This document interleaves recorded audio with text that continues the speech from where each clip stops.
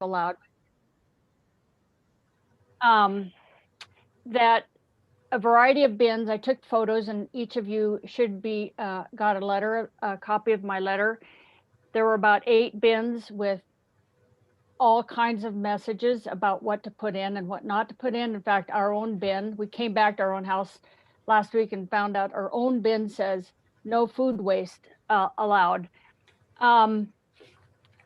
Constituents, or rather residents, should be our number one consideration besides businesses. Informing them of food waste, going to trash, going in the wrong bin.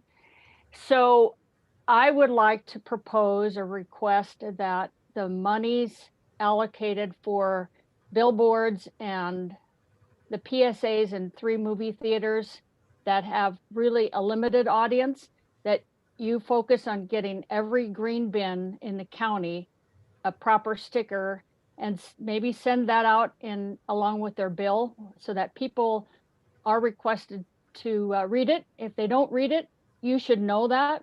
Like, have you read this? Can check this box that you've read this information, like we have to do when we pay something on credit card. But it's critical and urgent that citizens get notified or educated on what to do in their green bin, because it's not being followed. A lot of my neighbors are retired. Some of them are professional with little kids, so they're not getting the information that the school kids are getting. And even if the school kids are getting it, they're not communicating to their parents. So thank you. Look forward to it. Thank you, Janine. You're Barbara, anyone else?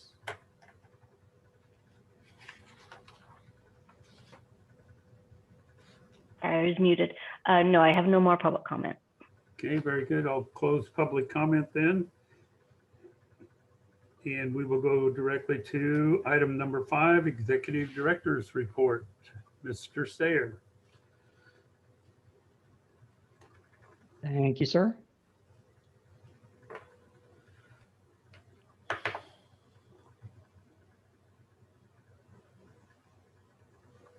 Okay, again, as usual, we'll start off with expenses. They're on pages 47 to 51 of the packet. So if there's any question with those, please let me know.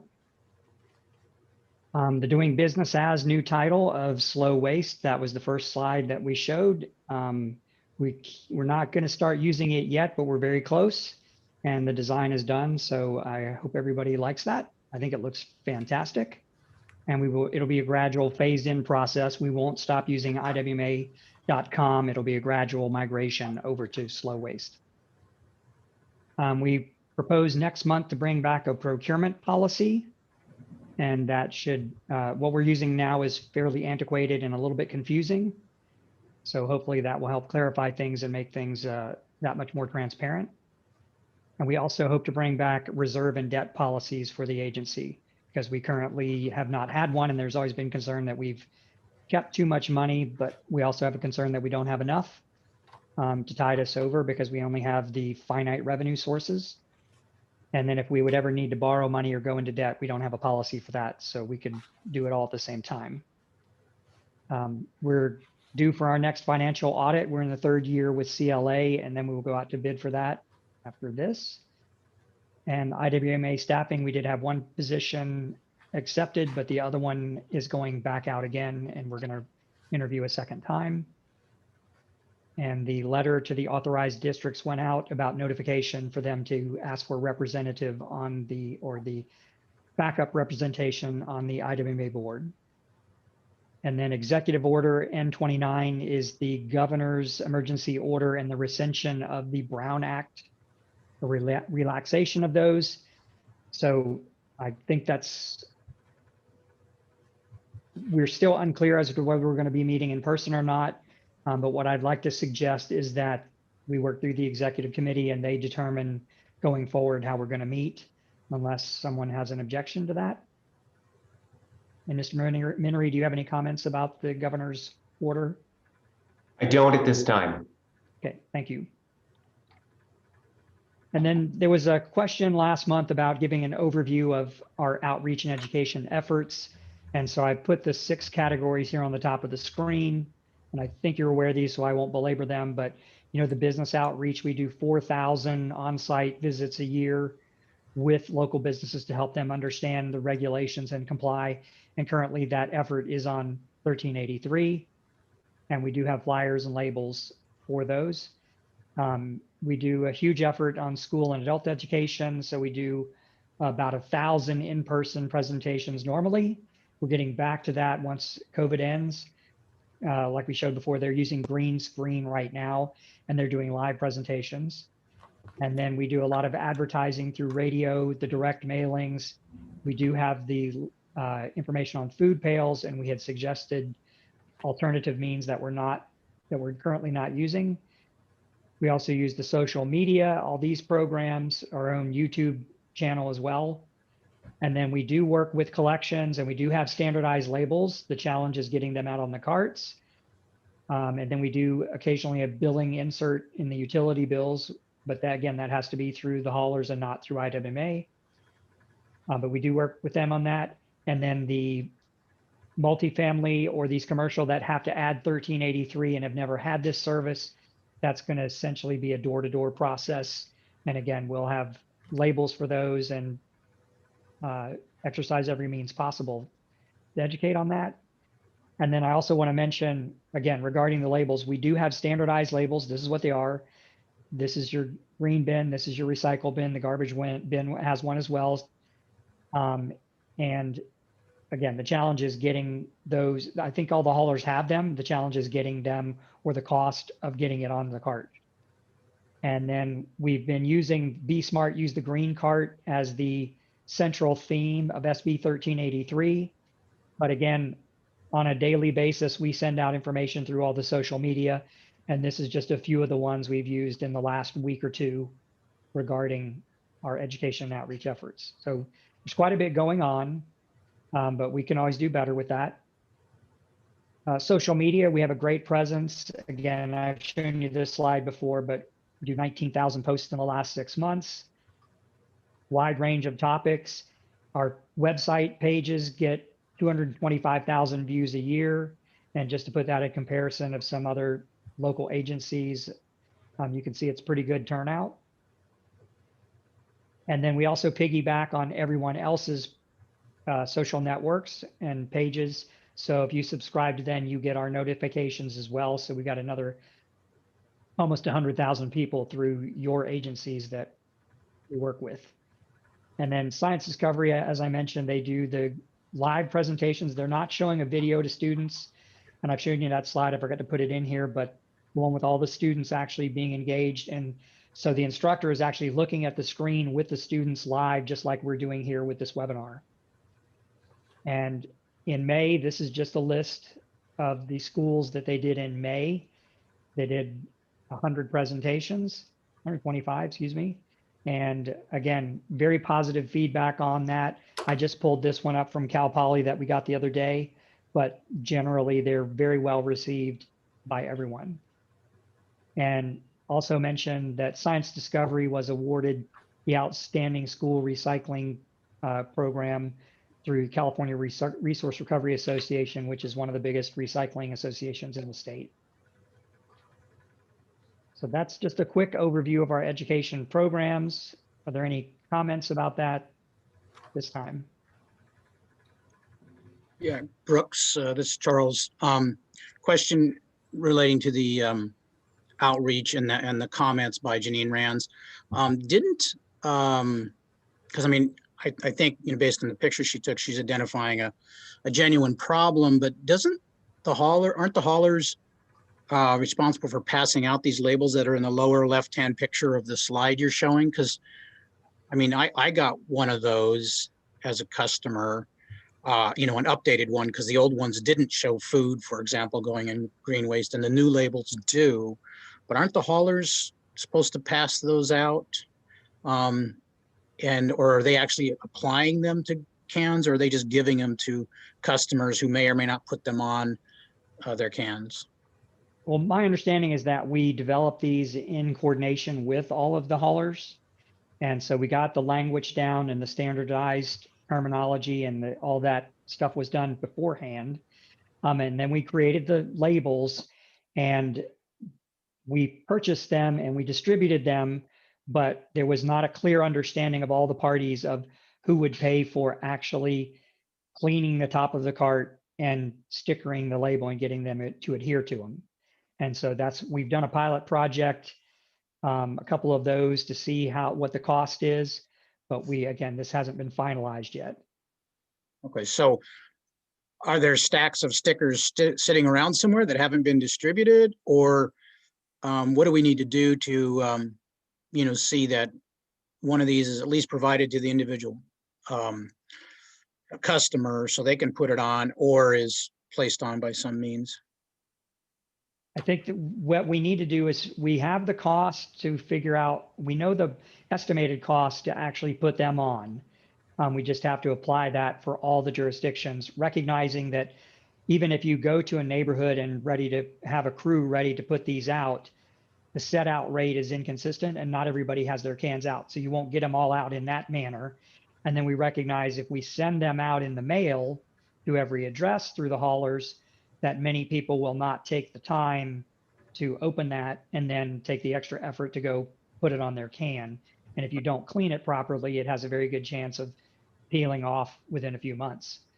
So again, we've not finalized how to do this. I think the best way would probably be to work with the haulers and figure out how to get it done by them. But then that would be the most expensive method.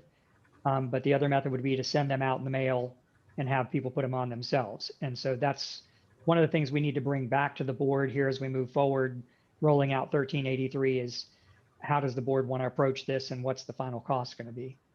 Right, thank you. And second question, you mentioned the two positions. You mentioned one is coming on board and the other is being re-advertised. And is that because a selected individual declined, or what's the status there? Correct. My understanding is that they declined. All right, thank you. Ms. Bright has her hand up. Okay, Thank you. Karen, please. I appreciate that. Actually, Brooks, I was going to ask you too about the labels. However, most of my questions were already asked, but one that was not. On our website, are these labels on there anywhere? And if so, would folks have the ability to possibly print them themselves? I know that I have a time remembering what is recyclable, what is not, particularly like the plastics. I'm looking at the bottom. Is it a 1? Is it a 2? Are 5s recyclable? Are they not? And that sort of thing. Can you help me with that? Sure. The labels themselves, I don't believe are on our website in this manner. They're more of a search function. And so if you go to the recycling page, you enter in the product, what shows you a smattering of products that are recyclable and not. And then Right. you can enter a specific item and then it'll tell you whether it is or not. And if it's just a general, anything you put in there, it'll tell you whether it's recyclable or hazardous waste or whatever. And then regarding printing them out, we could do that, but that would just be on paper and they would just be able to hang it on their fridge or something. Well, And I have labels that I print on myself. I don't know. Oh, yeah. Okay. People might. I think they're really valuable personally. And I think other people do as well. So I never got a label. I don't know. And I've had several trash bins delivered to my house, but so I think it is something that we really do need to discuss, and we do need to get them on these bins as soon as Yeah, possible. my understanding is what's happening now is whenever the haulers replace or service a bin, they're putting the new labels on as they go. But the Not cost yet, of no. actually that cost, it's not happening. No, Oh, okay. at least not in the recent past. But anyway, that's just an idea. I don't know if that's something that can happen or should happen. To me, I think it would be worthwhile, but that's just in my opinion. So I appreciate the information. Thank you. Thank you. Jan Marks, I have a question. Go ahead, Jan. Yeah, there's quite a bit of new construction going on around the county, quite a bit in the city of San Luis Obispo. So there will be a need to put out brand new bins with San Luis Ranch, Avila Ranch, and various multi-family units around. So I'm just hoping that the number of labels that we have given the haulers also include the new units that are coming on. And that also there's an agreement that at the moment that they have the new receptacle, that they're putting the label on there and presenting it to the new residents already labeled. So has there been any arrangement like that? Yes, well, this is something that we're working on with your franchise amendments or your franchise agreements regarding 1383, is that there would be an in-molded graphic or label that's put in the cart, and that would be permanent, and it would reflect these stickers or the information that's here comprises them. So yes, that's in Oh. there, but it's got to be approved by your jurisdiction. Okay, got it. Thank you. Mr. Enns, I have a question. Yes, Jeff? So, Jeff Heller. So Brooks, I know we've had some discussion about the advertising of billboards and movie theaters. Following up on Director Bright's comments, the thing that seems to be a really critical issue, I think, for us is to get the stickers out. And I know in personal experience, I had no stickers on my hands until I reordered the can in a different size. And so that new with the sticker, I got from you folks a year and a half ago, a bunch of them, giving them out to a lot of. It might make more sense to, rather than advertising in billboards and movie theaters, to focus on spending that money on getting the stickers out to people, whether done by the haulers or by the jurisdictions in volunteer groups or community groups, or maybe even hiring students to do it. Director Bright said, when I go out to the trash can, I don't know members these stickers on the trash can. I put them on the fence by the trash cans so that it's always there. And it's really the point of content, information that we should be getting out to people, as to just mass messaging, which you forget about when you go to your trash can. So just wondering what your thoughts are about that. No, I think I don't have a problem with getting the cans labeled. That to me would be fantastic. Like I said, it's just IWMA doesn't know where the cans are and doesn't have the capability or the staff to do this.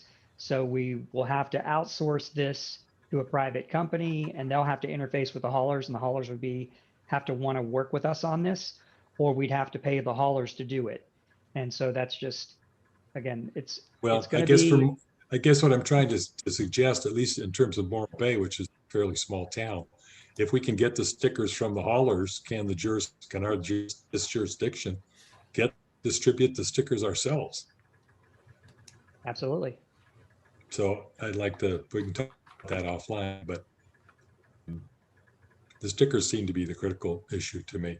Anyway, those are my questions and thoughts. Okay, thank you, Jeff. Other questions for Brooks? Seeing no further questions, Brooks, do you have anything you want to continue? Yes, Rob Hilton's just going to give an update on SB 1383 and the implementation. Good afternoon, board. Good to be with you again. Brooks asked me to give you a quick update on where we are with the SB 1383 implementation. So I'm going to try and cover these things quickly, and I'm available for any questions you may have. So to start, we've been working on the franchise amendments with each of your jurisdictions. We've got those out to 5 of the cities, the county, and 6 of the CSDs, and the remainder will go out over the next couple of weeks. Had good conversations with a number of the agencies already around those and begun to get input back on those. So we'll be revising those once, and they'll be ready to start meeting with their haulers. The next issue we're working on is the updates to each of your municipal codes and the county code. And we had a design session and a development session with staff and Jeff Minery. And one of the key issues that we were wrestling with that we took some policy direction from you all on was what ordinances would be adopted and where would they be adopted. And so the direction that we've taken is that each individual agency will adopt their own ordinance. There won't be an IWMA ordinance for 1383, but to the extent you want to delegate activities to the IWMA, you can do that through the ordinance. There are a number of aspects in the ordinance that really are jurisdiction specific, some building code stuff, some commercial code stuff. And so we've determined both because of your policy direction and because of some practical issues, it just makes the most sense to have each individual agency adopt its own ordinance and obviously do its own ultimate enforcement through its code enforcement resources.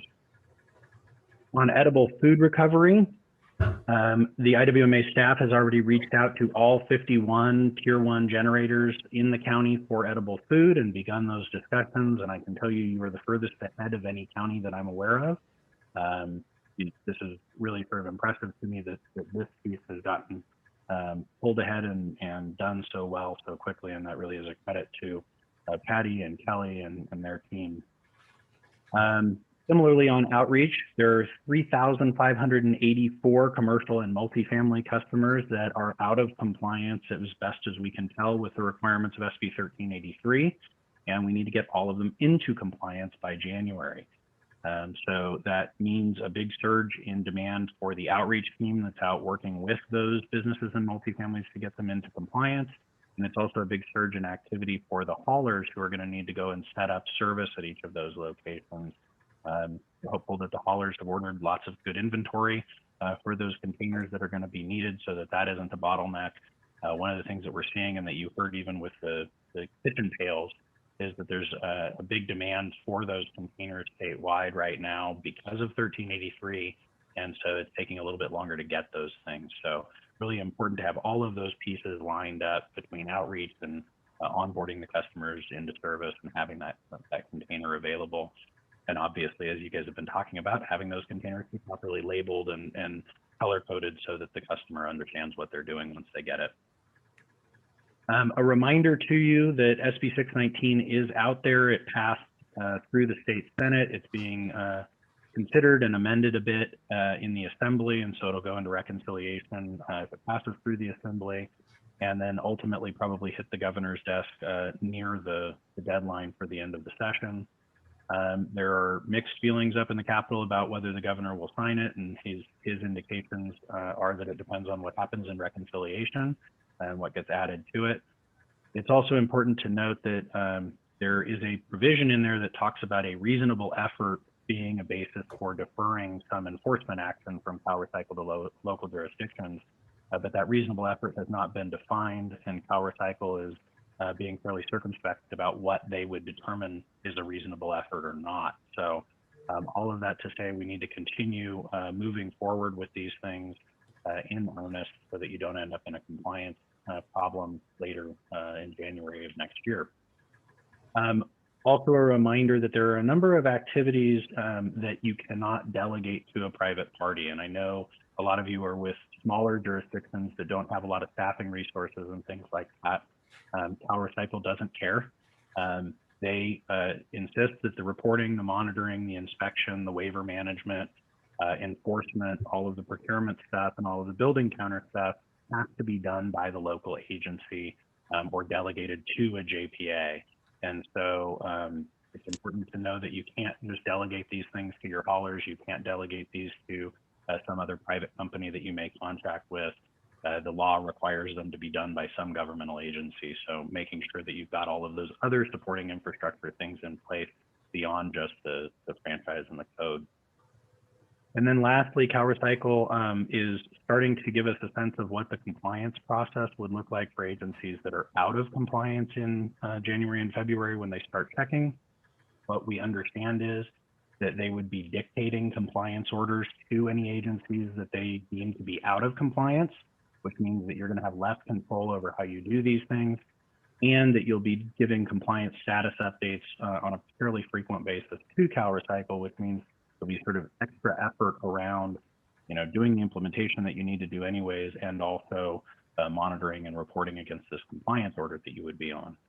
So it's looking more and more like getting into compliance as much as possible by that January date is going to save you a lot of extra work and extra costs on the other side. So we've been very impressed again to watch your staff working on this in much bigger earnest than I've seen in some of the other agencies that we work with around the state. And I think it's going to position you well for success. So that's my report, and I'm available for any questions y'all may have. Okay, questions for Rob? Must have a smart group here, Rob. They don't have any questions. So he says good. So thank you, Rob. Appreciate the update. And Brooks, I'll take it back to you. Okay, that's the end of my oral report, sir. All right, any questions, final questions for Brooks? Hearing none, we'll go to the consent agenda, and I'll open that for public comment.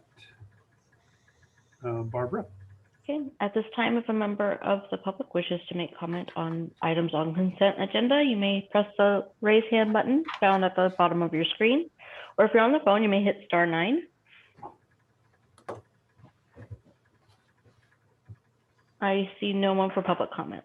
Okay, I'll close public comment on the Oh, consent. I'm sorry, Mr. President, I have one. You're too slow. Oh. Thanks, Barbara.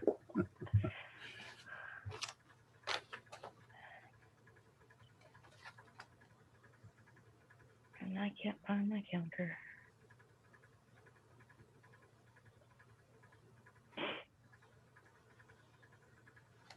Sorry, technical difficulty. Janine, you should be able to unmute yourself.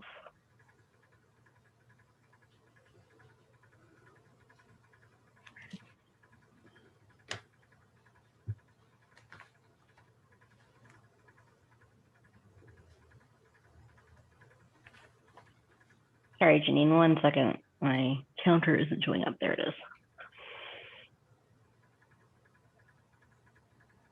Okay. Are we already on to consent agenda? I would like to speak out against the agenda number 13, that before the PSA in theaters is approved, that we really address the importance and the efficiency of that, as many people are not going to theaters, and there's only 3 theaters. Janine? So anyway, yeah. Janine, That's we're on the Oh, okay. consent agenda. It's just the minutes of 2 meetings, and Okay. we'll get to 13. I'll jump ahead. Thank you. So Sorry. come back on 13. Will Thank do. you. Chair Enns, Yes. this is Jan Marks. Hi, Jan. I was unable to attend the meeting of May 12th, so I will not vote on those minutes. Okay, in that case, we'll take them separately.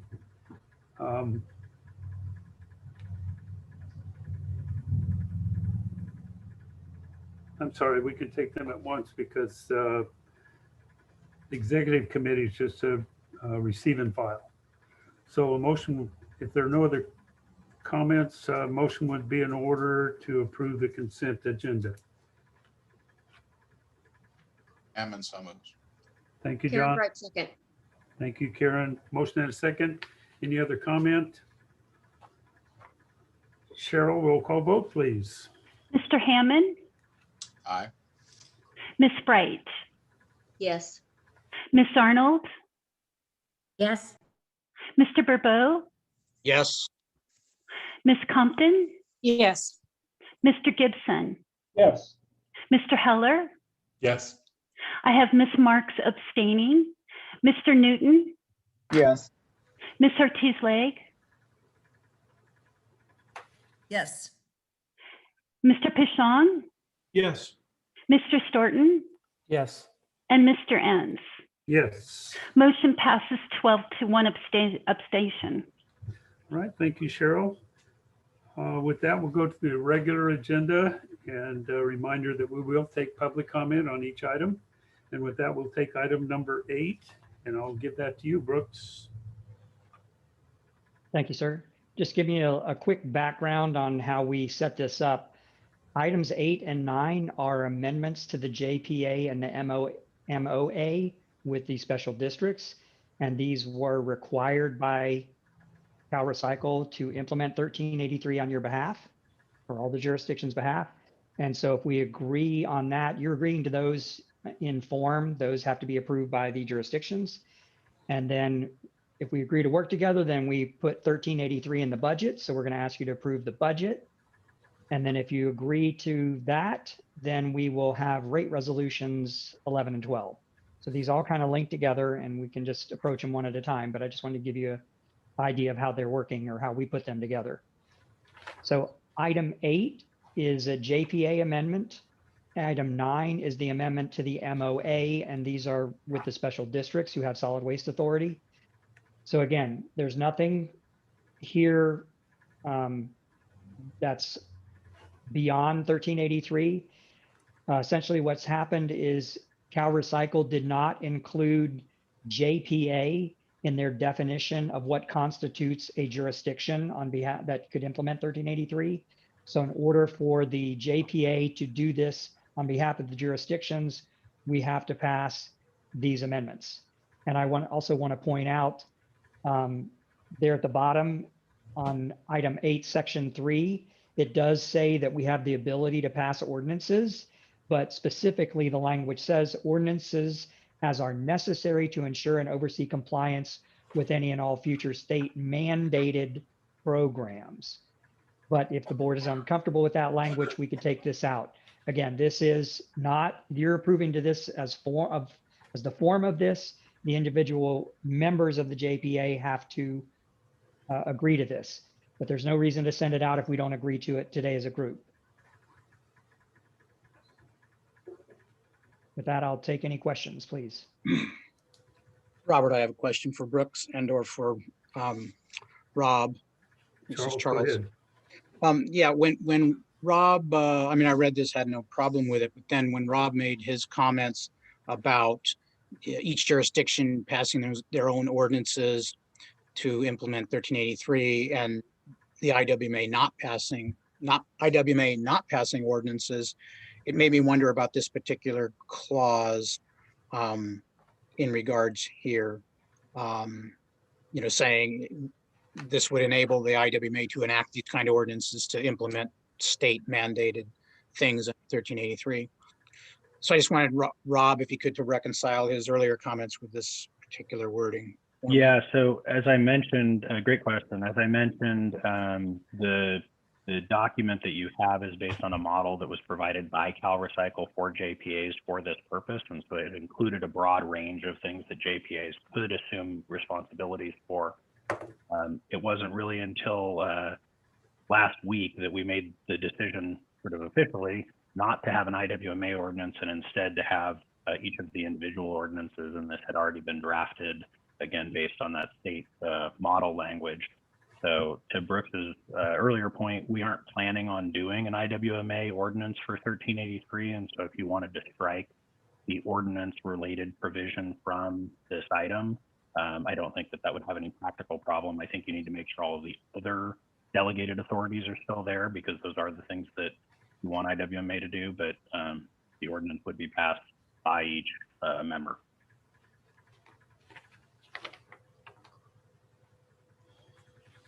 Okay, thank you, Charles. Any further questions on item 8? I'm just curious because in having every jurisdiction pass their own ordinances, I mean, you know, that's a staff report in every jurisdiction, you know, a council or board of supervisors action. And, you know, having the IWA do it as long as it's state mandated seems like the more efficient option. Are there differences that different jurisdictions might do differently that we would, you know, that we would want that ability for each jurisdiction to do their own? One of the practical considerations that drove this, besides the policy input that we've gotten from all of you, one of the practical considerations was we were going to have to amend everybody's ordinance anyways. Because you have to include the CalGreen and MWELO and enforcement provisions, we were going to have to do the circuit to go around to every agency and install some piece of language in each agency's code. And so we decided if we've got to do the staff report, the presentation, taking the time, taking the action, all of that, we may as well do it all at once and base it on a model. Thank We've you. also heard from some of the agencies we've met with that there are broader changes that they want to make to their municipal codes around the solid waste chapter. And so that also informs this. Thank you. That answers my question well. Thank you.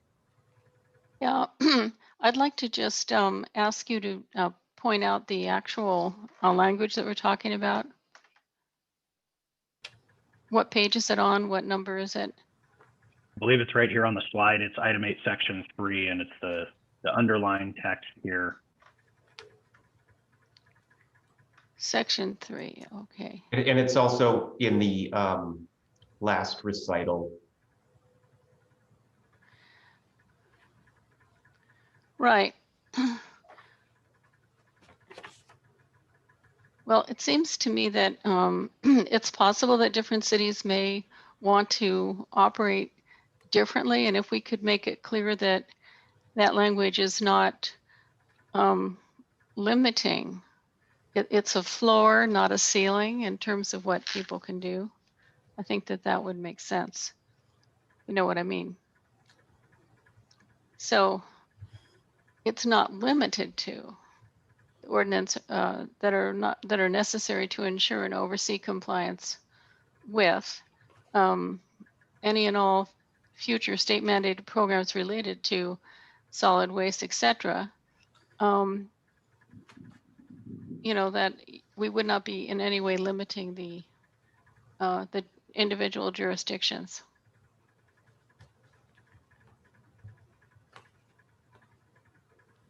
Am I being President clear? Enns, Debbie Arnold has a question as well. Let me take Yeah. Rob, do you want to respond to Jan's? Yeah, I think you're accomplishing what you're looking for by potentially removing this and leaving it to each agency to enact those ordinances, as opposed to having the IWMA enact those ordinances, and then each of your individual agencies can decide whether you want to go with bare minimum requirements of the state or if you want to exceed those standards. And that would be up to each of your elected bodies to do if you don't delegate this to the IWMA. Well, what if we just eliminated the word state mandated so that it said ordinances as are necessary to ensure and oversee compliance with any and all programs related to solid waste? Would that have the same effect? No, I think that would go the opposite direction from what we're talking about right now. It Okay. would open up the rulemaking authority of the IWMA broader than what we've heard from the board they would like to have. Okay. Well, I don't think you've heard from the whole board in that regard. Well, as I understand it, Rob, then I think I've heard this over, that any agency can make more restrictive ordinances, but not less than what the state's mandating. Correct. Okay, so Debbie Arnold, did you have a question when somebody said your hand was raised? I do, Robert. Thank you. I had some questions on this, so I won't be supporting this, but I did have a few questions. So in your background on this staff report, you talk about SB 1383 regulations allowing jurisdictions to designate a private or public entity the authority to implement and enforce SB 1383 regulations. But it goes on to say it also provides, although a jurisdiction may delegate this JPA the authority to execute the requirements, a city or a county or a special district shall remain ultimately responsible for compliance. And it goes on. So it seems to me kind of a funny gray area where when we're talking about enforcement on this, it sounds like we're almost setting up a situation where JPA in our counties, our county being an example, that this JPA, in this case the IWMA, would be deciding how to enforce or how to implement, but then the police departments of your different cities and so forth are the enforcement arm. Is that what is that how we're kind of teeing this thing up? Rob, I don't think it would be your police departments, but probably code enforcement or something similar to that. Okay, but point being, but yes, that is the agency- idea that there are certain activities that would be performed by the hauler, like the collection and the processing of the material. There are certain things that would be performed by the IWMA, like the education and the reporting. And there are certain things that each jurisdiction would do. But ultimately, if there is a failure by a delegated entity, whether that's your hauler or the IWMA or somebody else, if they fail to perform, you as a jurisdiction, city, county, special district, are still on the hook to Cal Recycle. Are responsible, correct. I sometimes, and I think we have this with all laws, whether it's jaywalking or whatever, there's always interpretation. So it feels like anyway, I'm still thinking this is getting a little bit further than I think the citizenry would like in establishing, who's in charge. One thing when the JPA was established to try to help compliance, education, those kinds of things, but we're starting to get into legal and enforcement. So then when I was looking it up, this is the second, it looks like amendment number 2 to our JPA. So our JPA was established in 1994. I could never find a first amendment to the JPA. So I'm assuming when I read the April of the year 2001, the MOA looks like it was written in such a way that within the MOA amendment, it said this will act as also an amendment to the JPA. Am I reading that right? This might be a Jeff question. That President Ans, the may I second respond? amendment to the JPA. Yes. Okay, sorry. Yes, the MOA is, the language of the MOA says that it will be a first, it's not titled the First Amendment, but it states within the body of the document that it will be viewed and considered as a First Amendment to the JPA. That's why this is titled the Second. I just want. You're correct. So this is the second amendment in 27 years made to this JPA, the way I'm calculating it. So what I'm wondering is, it talks about in here, well, first of all, and Brooks, you said there's really nothing here beyond implementing and enforcement on 1383. But one of our whereases that we would be approving, should we approve this today, is whereas the parties desire to avoid a series of amendments to the agreement, meaning the JPA, I guess, Jeff, you jump in if I'm saying something that I'm not misunderstanding, over time due to future state mandated programs. And as such, the parties, all of us, are expressly designating and authorizing the IWMA board to enact policies, resolutions, ordinances, as are necessary to ensure and oversee compliance with any and all future mandated programs related to recycling, blah, blah, blah. To me, this is a crazy deal. First of all, in 27 years, this will be our second, or we've only had one amendment in 27 years.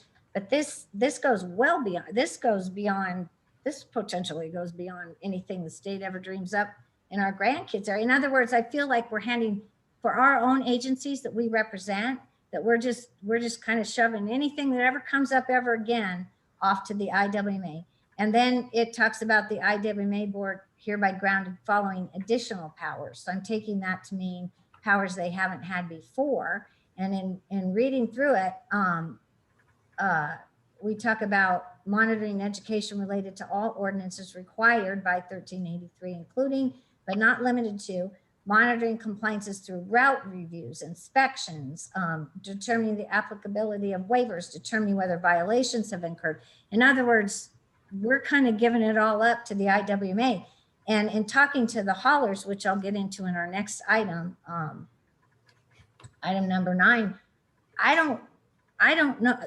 I mean, I just see the expansion of IWMA going from a compliance related body through education and support to the agencies to completely taking this over. I'm really surprised that the IWMA has gotten involved even in all the way to the point of being in the middle of franchise agreements, which used to be between the city councils the board of supervisors and the haulers or the landfills themselves. So I'm looking at this as a huge expansion of the IWMA's role, and then goes on to talk about identification and monitoring of businesses, education and outreach, notification of non-compliant businesses, reporting the progress achieved, et cetera, et cetera. So to me, it is all these things add up to being, like I say, a huge expansion. And then I'm all the way down on page 21, to act as a delegate on behalf of each party to the agreement and the MOA. The parties, all of us, expressly designate and authorize the IWMA board, meaning all of us, collectively to enact policies, resolutions, and ordinances, et cetera. So that is where I was objecting way back in the beginning, maybe 2 years ago, that I do not see that the citizens that I represent want me to hand off my authority to a board, a JPA board that is where they are further away from touching the or even having any say in how this IWMA interprets a lot of these and the way that it's being enforced. I didn't really like a lot of this, and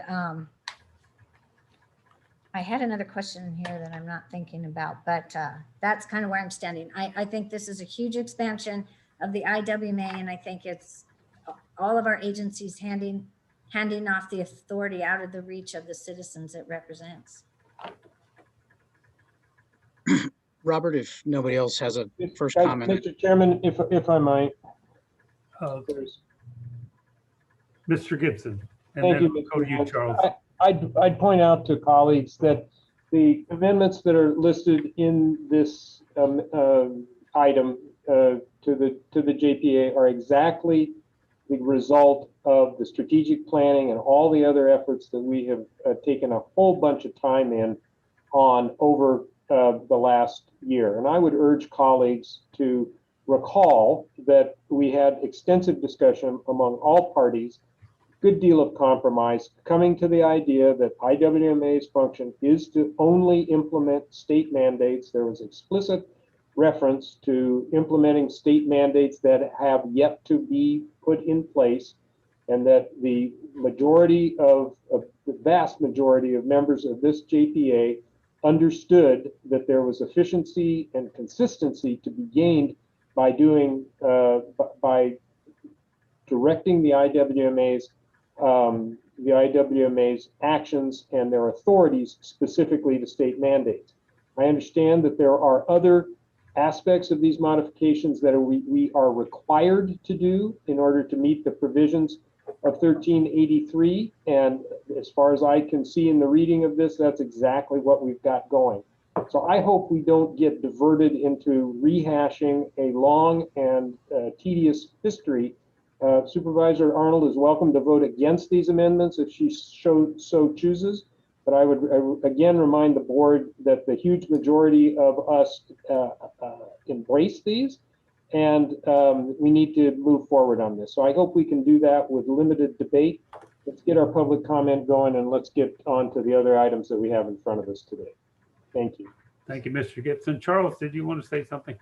I did something similar, but I mean, I actually, I mean, in strategic planning, as Supervisor Gibson mentioned, and I thought it was almost unanimous that I think it was 11-1 with Mr. President Gomez, who's no longer with us, with the opposing vote, that we all agreed that in the future, the IWMA would focus on state mandates.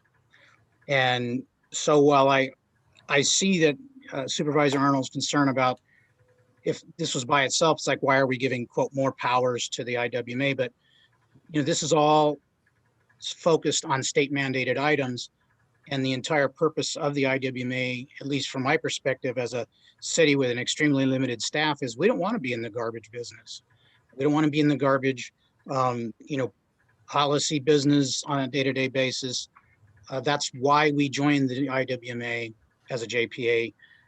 And as Rob Hilton has outlined many times in the slides, if each city ends up doing all this stuff on their own, it's going to cost each of us a lot more staff time, a lot more money. this is the more efficient government route. And the key phrase in all of this is state mandated item, because I think that's what we all agreed should be the focus going forward. And that's the, I hope would address Supervisor Arnold's concern, is that, this is focused on enabling the IWMA on behalf, not taking over, grabbing, but on behalf of us, other jurisdictions, to more efficiently take care of these requirements. So not a power grab but strictly focus on those state mandates so that we don't have to. That's Okay, thank you, Charles. Debbie, did you? why have I'm another- comfortable with that, because of that focus on state mandates. All right, thank you, Charles. Debbie? You're muted, Debbie. Thank you, Robert. I can't forget to push that little button. I just want to reiterate that if we were speaking to the citizens in our each of our jurisdictions and or even the rest of our city councils or board of supervisors, I would think that and again, this talks about granting specific additional powers to the IWMA for implementation, monitoring, compliance with legislative mandates. Yes, that's true, but there's still I don't believe this is ever what we originally signed up for in 1994. I think it was an effort to help with compliance and reporting and education. And now we're turning it a lot of authority over to an unelected board that will really have a lot of influence over our individual jurisdictions. And there's never been a body of folks that I've talked to that say, yeah, make sure that some of the laws that we are, are being enforced upon us are being done by bodies that, we don't vote for or have any control over. This to me, nope. So I just wanted to be sure I was understanding it correctly and that everyone else did. I also want to say that in meeting with the different haulers and whatnot, I just have to think that this is going a little far for them, where it will be taking away their abilities. Every jurisdiction on this meeting that you're all representing has a different hauler, use different landfills, those kinds of things. But you all have right now the ability to work straight individually. When Charles is saying we don't want to be in the garbage business, we're not. Most of you contract with haulers and landfills to do all that. The reporting is what seemed to be the challenge or the problem, the time and effort to do each individually do reporting, but we're getting well beyond that now. So I just wanted to ensure that I was understanding this right. And that's all I have. Okay, thank you, Debbie. Is there anyone else? Not hearing anyone come forward, then I'm going to open this to public comment. And Barbara, go back to you. Yeah, at this time, if a member of the public wishes to make a comment, you may hit the raise hand button at the bottom of your screen, or if you're on the phone, you may hit *9.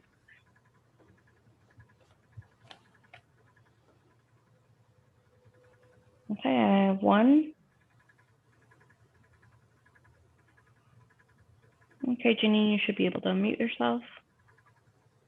My comment when I listened to this, and particularly state mandates, the state mandate back in, I believe it was 89 and then reaffirmed in 2004 or something like that, mandated that we reduce recycling by 75% and to landfill. And in all of our conversations here, I never hear, let's work on those mandates that reduce and call out for recycling to be reduced and for us to reduce our total trash.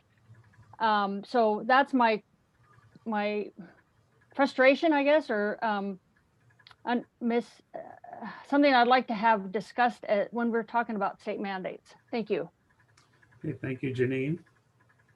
Anyone else, Barbara? I have no one else for public comment. Okay, I'll close public comment on this item, bring it back to the board for a motion or further discussion. Mr. Chairman, it's Bruce. I'll move staff's recommendation. Karen Bright, second. Okay, we have a second by Karen Bright. I'm sorry, who was the first? Bruce. Bruce Gibson. Thank you, Bruce. Any other board discussion? Seeing none, roll call vote, please. Mr. Gibson, Yes. Miss Bright, Yes. Miss Arnold, No. Mr. Burbeau, Yes. Miss Compton, No. Mr. Hammond, No. Mr. Heller, Yes. Miss Marks, Yes. Mr. Newton, Yes. Miss Ortiz-Leg, Yes. Mr. Pichon, No. Mr. Storton, Yes. Mr. Enns. Yes. Motion passes 9-4. Okay, thank you, Cheryl. With that, we'll take item number, Mr. Nine. Enns, I believe it's 9-5 on the vote. Oh, yeah. That can't be right. Okay, Only never 13 mind. Members. President Ann? I thought we had 5. you okay? Who else had a question? President Ann, if I might make a quick comment. Yes. Your board approved this as to form of an amendment to the JPA. The majority of the county supervisors voted against this. It would probably be a futile exercise to send this out to the member agencies if the county's not going to agree to this. So perhaps your board might want to consider having this come back and try to get into a form that would be acceptable, at least to what we know is the majority of the supervisors. Or we could just send it out and see if there's a change. So just bringing that up. Okay, thank you, Jeff, I think. Maybe that's a discussion for the executive committee. I think we'll do that. Thank you very much. So with that, we'll take item number 9. And Brooks, I'll go back to you. Thank you, sir. So item 9 is the same, basically the same amendment, excuse me, but it is for the MOA with the special districts or the authorized districts that have solid waste authority. Okay, thank you, Brooks. I'll open this for comment to the board, by the board.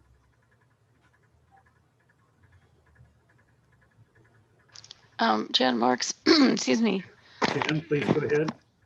Yeah, I have a question. Go ahead. Yeah. Are either one of these amendments expanding the role of the IWMA beyond state mandates? No, ma'am. This is exactly, in my opinion, this is exactly what we currently do.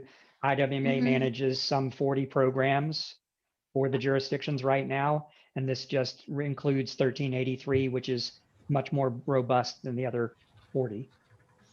All right.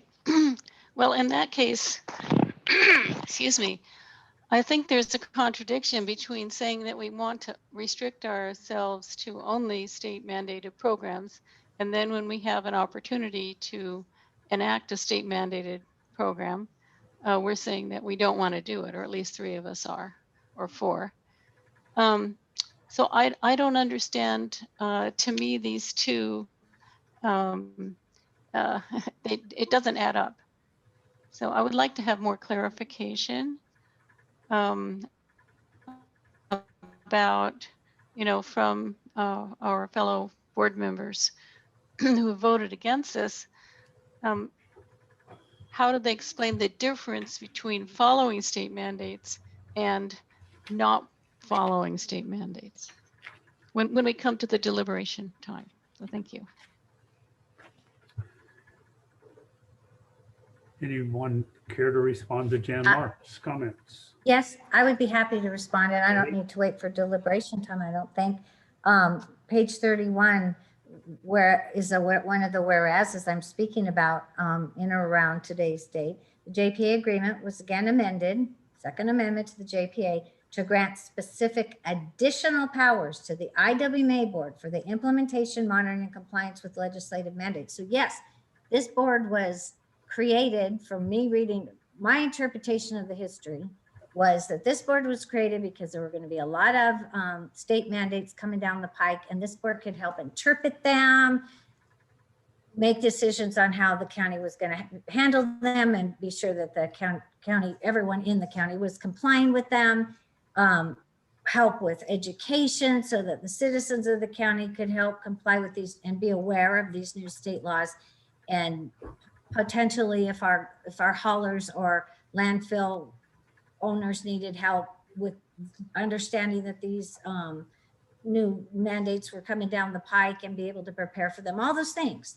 But I believe that, I mean, I'm reading this right now, the whereas, that this is granting specific additional power. So without going and reading the whole thing, I'm generally speaking, when I say it looks like the IWMA is now interested in getting into the business of enforcement, and meaning enforcement and all those other things I was saying in item number 8. There were lists of them. Enforcing on the businesses, writing violations, all those kinds of things. They haven't been doing that I'm aware of. So, and in talking to the haulers, I don't believe that they are interested in IWMA doing this. I think that they would like to try to keep moving in the direction we've always been moving, come into compliance and work the best we can and work together and so forth and so on. And then when there's problems between a franchise and the agency, the city or the county, that can be taken care of between the two of them. So yes, I feel like this is expanding what the IWMA has been doing in the past, and it's written in here, granted additional powers. It's on page 19 as well. So here's another question. Thank you for explaining it further. Are these additional powers being foisted upon us by the state? Are taking on these additional powers part of what we need to do as a state mandated program? So I'd like to hear from the consultant. Yeah. I'd ask Brooks to respond to that. Yes, ma'am, that is correct. SB 1383, as we've mentioned numerous times, it's a massive bill with much more requirements than we've had in the past. And it requires the inspection and the monitoring and the reporting that we've never had in the past. So it expands our authority or powers to be able to do these mandated functions. All right, so You muted yourself, Jan. Jan, you'll have to unmute. Yeah, sorry. Okay, thank you. So it's not like staff is sitting around thinking, oh, how can we expand our powers? It's like, oh gosh, we have to comply with what the state is telling us we have to do. And that's my understanding. So I can understand if this expansion of powers were something that staff was just making up, that would cause a great deal of concern. However, I think from what I understand that the state is telling us what we have to do. And so again, to me, there's a contradiction between wanting to comply with state mandates, and then when we have the chance, the opportunity, in fact, the mandate to do so, we're saying, no, we don't want to do it. So we can't really fight with the state of California on all this stuff. That's my opinion. Here is John Hammond. John Hammond, please. Yeah, I respond to Jan. Jan, again, it comes down to me that I can't trust my colleagues on this board anymore to have the right to stay within our lane that we designed for the JPA. And we clearly saw that with the styrofoam. And again, having an ordinance like this or additional language that gives the board more power really scares me at this point. And that was the reason why I'm voting against it at this point. So hopefully we can change that, or at least have different agreements. But it's been proven this last few months that we really can't trust you at this point to stay within the lane. Okay. And Robert, may Debbie? I'll respond too. I have reached out and tried to understand this whole issue, but when you do hear from some of the industry folks, they feel like the things that are required by 1383, they're doing most of anyway, and they don't feel as threatened or like this is so onerous, and that we need to come down with, you know, an enforcement agency that's different than, or anything than what we've done in the past. So that too is a little bit of a conflict in my mind. All I'm saying is I think some of these kinds of things, I mean, waste and the way we handle these state mandates is like any of our agencies have to handle any other kinds of mandates that the state puts down on us. But handling it in a more local jurisdiction, I think maybe more prudent at this point, in that the ordinances and the experiences in the last couple of years, this is an unelected body. And yes, coming together to pool our resources to comply with something is one thing, but enforcing over each other's territory or making those kinds of decisions, I don't think that's Robert? Sure. Yeah, I'm sorry if Debbie is done. Go ahead. If I have a Charles, comment and then a practical what question for most Jeff constituents. Minery. Okay, I'm hearing Debbie broken up. Debbie, No, I'm not broken up. I'm just saying I can't get my hand to come down. I got it. I was having a pound on my keyboard. all right, thank you. Okay, Charles? I'm sorry if I was interrupting you, Debbie. My comment You were would be not. that, is that I understand where John Hammond, you know, his statement regarding polystyrene ordinance in the sense where you have, you know, jurisdictions wanting to impose something that was not state mandated on all of the jurisdictions in the county. I understand that concern. What we're looking at here is, you know, 1383 imposes a whole bunch of things, which many of us might think are onerous, and many of our businesses might think are onerous requirements. I'm a little surprised to think that haulers might think that it's not a big deal, but in any words, those are new requirements, new state mandated requirements that the state is saying you have to impose these things either individually as jurisdictions or collectively through a body like this. I still think, I mean, that for me as a city with a small staff, that's why we joined the IWMA, for that to be more efficient. But I would point to the clause in here that says that enforcement, you know, the IWMA will do the education. It would do an initial notice of violation to a, hey, business, you're not doing X as required under 1383. But then that would be, an enforcement action would be referred back to the jurisdiction. And so it's not, you know, the IWMA wouldn't be going out and trying to write a citation against a business. You know, that would be referred back to the individual jurisdictions. And so I hope that, you know, kind of addresses a concern that, you know, it's certainly not a power grab by the IWMA staff. This is something we all got to do somehow. But so that's my comment. The practical question to Council Minery is, as you noted, you know, a majority of the Board of Supervisors, our largest jurisdiction, just voted no on the previous amendment. As a practical matter, you know, we voted 9-4 to send this out to the jurisdictions, goes out to the jurisdictions. So one or more, let's say the county and maybe another city or something, says, no, we don't agree to this JPA amendment. Under the terms of our JPA, that means does that mean that any jurisdiction not concurring with the amendment negates its implementation? Yes. Okay. So ultimately, if this agency, as the IWMA, is going to implement 1383 in any regard, we're going to need an amendment to the JPA. But we know that. There's an objection to the wording. This MOA before you now is simply the authorized districts agreeing to the amendment. So yes, if we can't do it, if item 8 that the board just considered does not get through the county, then we're going to have to come back with something that will. Otherwise, we can't, or any member agency could halt the amendment, and your board does not have authority to implement SB 1383.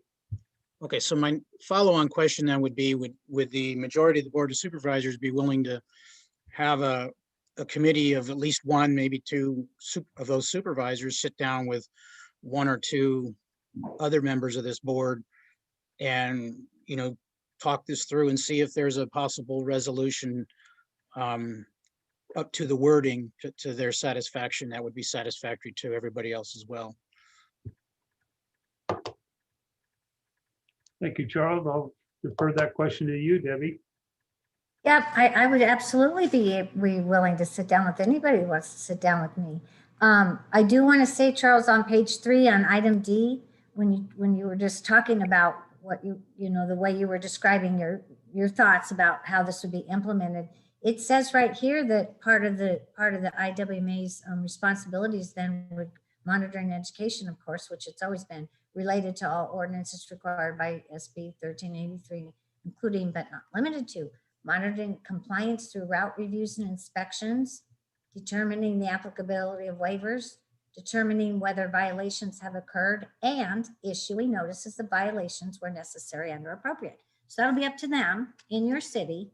And then after they've done all that, I suppose if it gets to the point where it needs real enforcement, whatever that looks like, fines or jail or whatever the heck, then I suppose that's up to your police department. But otherwise, up to that time, it looks like they will have the authority, we'll be giving them the authority, or we just gave it, issuing notices of violations where necessary and or appropriate. And then I had a question for you, Jeff, if it's all right to ask you right now, Please. because I think this is in the MOA, I think as well. But the whereas that talks about authorizing the IWMA board to enact policies, resolutions, and ordinances as are necessary, blah, blah, blah. I don't, that's never been in our JPA before. No, that is Those not. were. And the concept, where that I believe came from was discussions in regards to these additional state mandates that come down related to we could be looking for in the next 18 months something related to plastics being a state mandate. So once the state mandates come through, then it's looking ahead just so the IWMA is a little bit more nimble. But that certainly could be removed. We would just have to do additional amendments. If we're going to do a specific amendment only authorizing SB 1383, then if there's additional state mandates, we have to come back to the member agencies with further amendments. That's all this was intended to do. Okay, thank you, Jeff. And I'm just going to say that state laws are state laws. Counties, for sure, we know that, because cities have even more wiggle room on state laws, but counties absolutely, as subdivisions of the state, have to follow state laws. Mm-hmm. This is expanding. In my mind, we are doing something new, authorizing the IWMA to enact policies, resolutions, and ordinances or laws. And they can, as we know, because you've written some of them, they can come with jail time and fines and all kinds of stuff. So when we talk about the expansion of the role of the IWMA, there's just no doubt in my mind that's what today's work is. It will be doing. I just wanted to clarify that. Mr. Chairman, this is Bruce, if I might. Please, go ahead. I've been waiting to speak. Well, go ahead. Go Please, ahead. I appreciate. Thank you. What I'd like to ask Mr. Minery, ultimately, who is accountable for the compliance of the jurisdiction? Who is it that actually is accountable for the compliance of the jurisdiction? The member agencies are ultimately responsible for compliance with SB 1383. So therefore, even as whatever happens here with the IWMA, and I think that there's a couple of things in that. One, there is lack of clarification, understanding of 1383. Two, we're looking at an amendment to that bill right now that's probably going to reduce the penalties and change the language if it gets signed by the governor. So we're still trying to figure all of that out. But three, ultimately, no matter what the JPA says, that ultimately the jurisdictions are responsible, not the IWMA. So it's going to be up to the jurisdictions to do any kind of compliance reporting, et cetera, correct? The individual agencies are ultimately responsible. What we're trying to do is streamline compliance and reporting and monitoring to the IWMA for efficiency's sake. Okay, thank you. Okay, Bruce, did you have a? Yeah, and thank you, Mr. Chairman. What Mr. Minery said is the exact reason that the IWMA is in business, is to streamline this. And so the actions of those, especially on the Board of Supervisors who voted against this, it demonstrates bad faith, frankly. We had a 12-to-1 vote to move forward with implementing state mandates only. The IWMA has always had the authority to create ordinances for the management of solid waste. We have always had the authority to enforce those mandates, and all that extra language that Supervisor Arnold keeps repeating is been within our powers for quite a long time. So to have gone through the incredibly tedious and exhaustive process of reforming the mission of this IWMA to handle state mandates, and then to vote against the very amendments that were the product of that discussion, evidences intent to simply hobble this organization. And I think that's deeply unfortunate and extraordinarily poor governance on the part of the board majority. Now, the question is, can we get out? Notably, none of the board majority have proposed any reasonable kind of alternatives here. And I don't know whether they might, in the course of time between the approval of item 8 and the consideration by the full Board of Supervisors, rethink this. This is completely independent of whether the county wishes to stay in this JPA. I would ask Mr. Stayer, if we do not make these changes in the various items that are brought before us, including putting forward a rate increase, what will that do to our efforts to implement 1383? And will that not cause delay to the detriment of every jurisdiction in this county that has to handle solid waste? Well, you're still on the hook for it, whether IWMA can do it for you or not by January 1. Right. But if we move these things forward, IWMA can get going on those implementation to the benefit of all jurisdictions, whether they choose to stay in IWMA or not. Is that not a reasonable reading of this? Yes, sir. Okay, so I would ask, perhaps we could revisit item 8. I'd be happy for a reconsideration if we make it clear that the JPA modifications are only to the aspects of 1383 and no other potential state mandates. Could we not get agreement from a majority of the Board of Supervisors to that amendment to the JPA? Again, completely independent of the longer term future of the county within this organization, so that we could actually get something useful done rather than arguing over details that are getting in the way of us doing the right thing by our constituencies. Thank you, Mr. Gibson. I think it's clear here that in both of these ordinances, or these amendments, sorry, it's clear that the enforcement does not belong to the IWMA.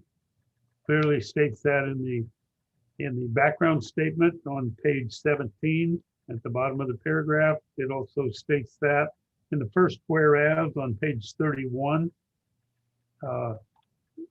And so in order for us as an entire county to move forward and implement 1383, this is just the paperwork that accommodates that effort.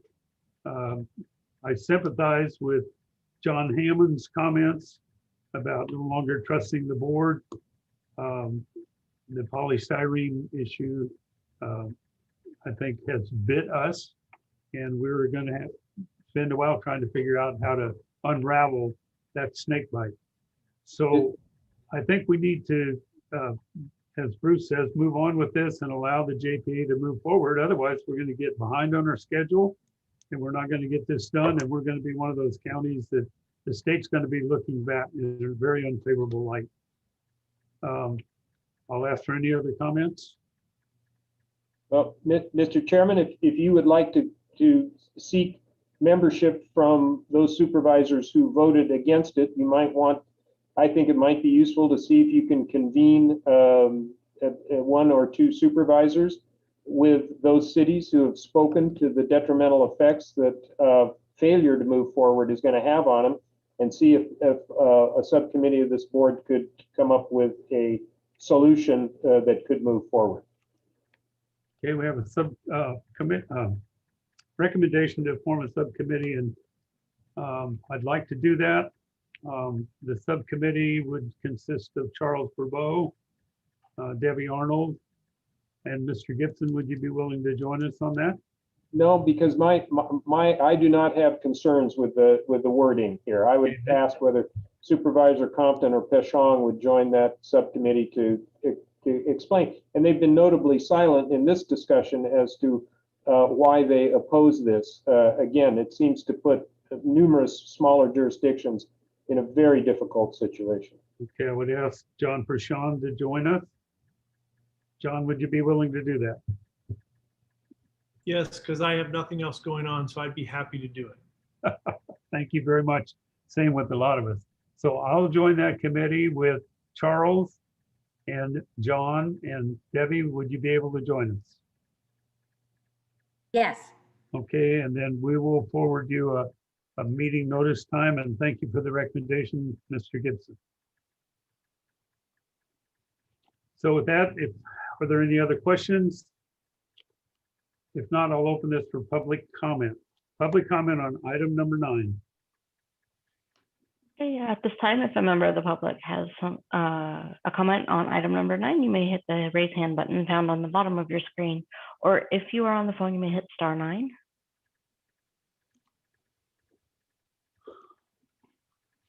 I see no public comment.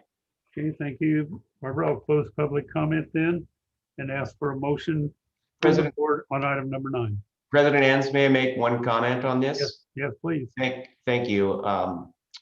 President Ans, directors of the board, I want to make one comment that since the MOA was adopted in 2001, you'll see that there are a couple member agencies that have changed. We have a couple additional agencies with authorized districts with garbage authorities such as Ground Squirrel Hollow. San Simeon just activated. San Simeon CSD just activated their authority but are not utilizing it yet.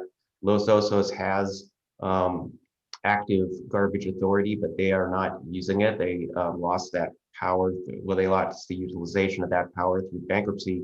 So please keep in mind that the member agencies of the MOA may be slightly different in final form.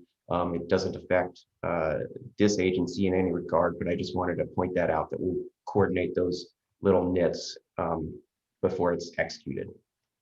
All right. With that, I'll ask for a motion on item number 9. Bruce, I'll move staff's recommendation. I'll Thank you, second Mr. it. Griffin. Thank you, Jan Marks. We have a motion and a second. Any other discussion? Seeing none, roll call vote, please. Mr. Gibson, Yes. Ms. Marks, Yes. Ms. Arnold. No. Mr. Bourbeau, Yes. Ms. Bright, Yes. Ms. Compton, No. Mr. Hammond, No. Mr. Heller, Yes. Mr. Newton, Yes. Ms. Ortiz-Legg, Yes. Mr. Pashang, No. Mr. Storton, Yes. and Mr. Enns. Yes.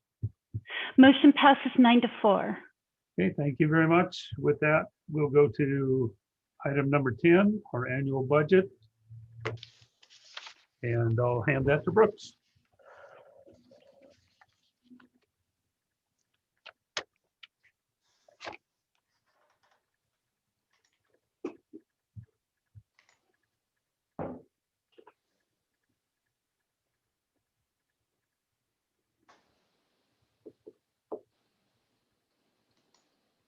Can you hear me?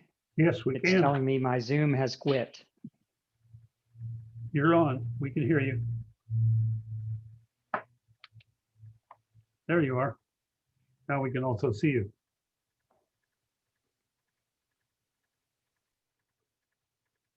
Okay.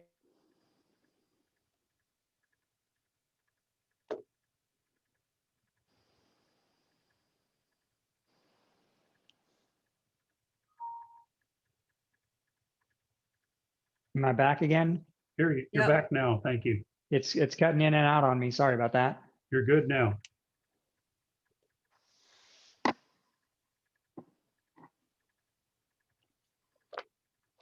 Okay, nothing's changed from the other two presentations that we've given on the budget, except for the final rate increase. We currently charge a 2% hauler fee, and we're recommending to go up 1.25%. So we go from 2% to 3.25.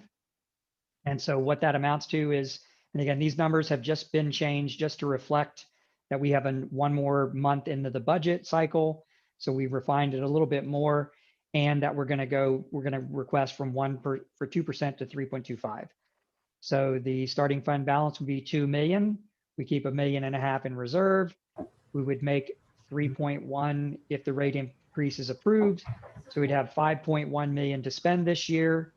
Again, 3 million would be operating expenses, including new discretionary expenses that we'll get to in a second, and implementation costs of 1383. Then the ongoing implementation costs for 1383 of 1.1, the capital expenses of 364. So again, this year would be a higher year than normal at 4.5. But if the rate increase is approved, we would still keep $1.5 million in emergency money and have a $600,000 fund balance at the end of the year. And I also want to point out the 3.25% rate increase. The average monthly service bill for residential is $40. So the total bill for year is $480. And at 3.25% is $15.60 for the year. So it'd be $1.30 a month per household, not per person, but per household.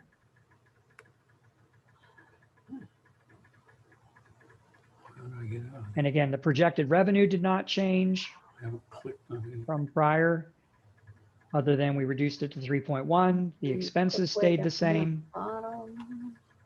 And our capital expenses stayed the same. Again, the main work would be the $200,000 for the building and $135,000 for the new HHW facility in San Miguel.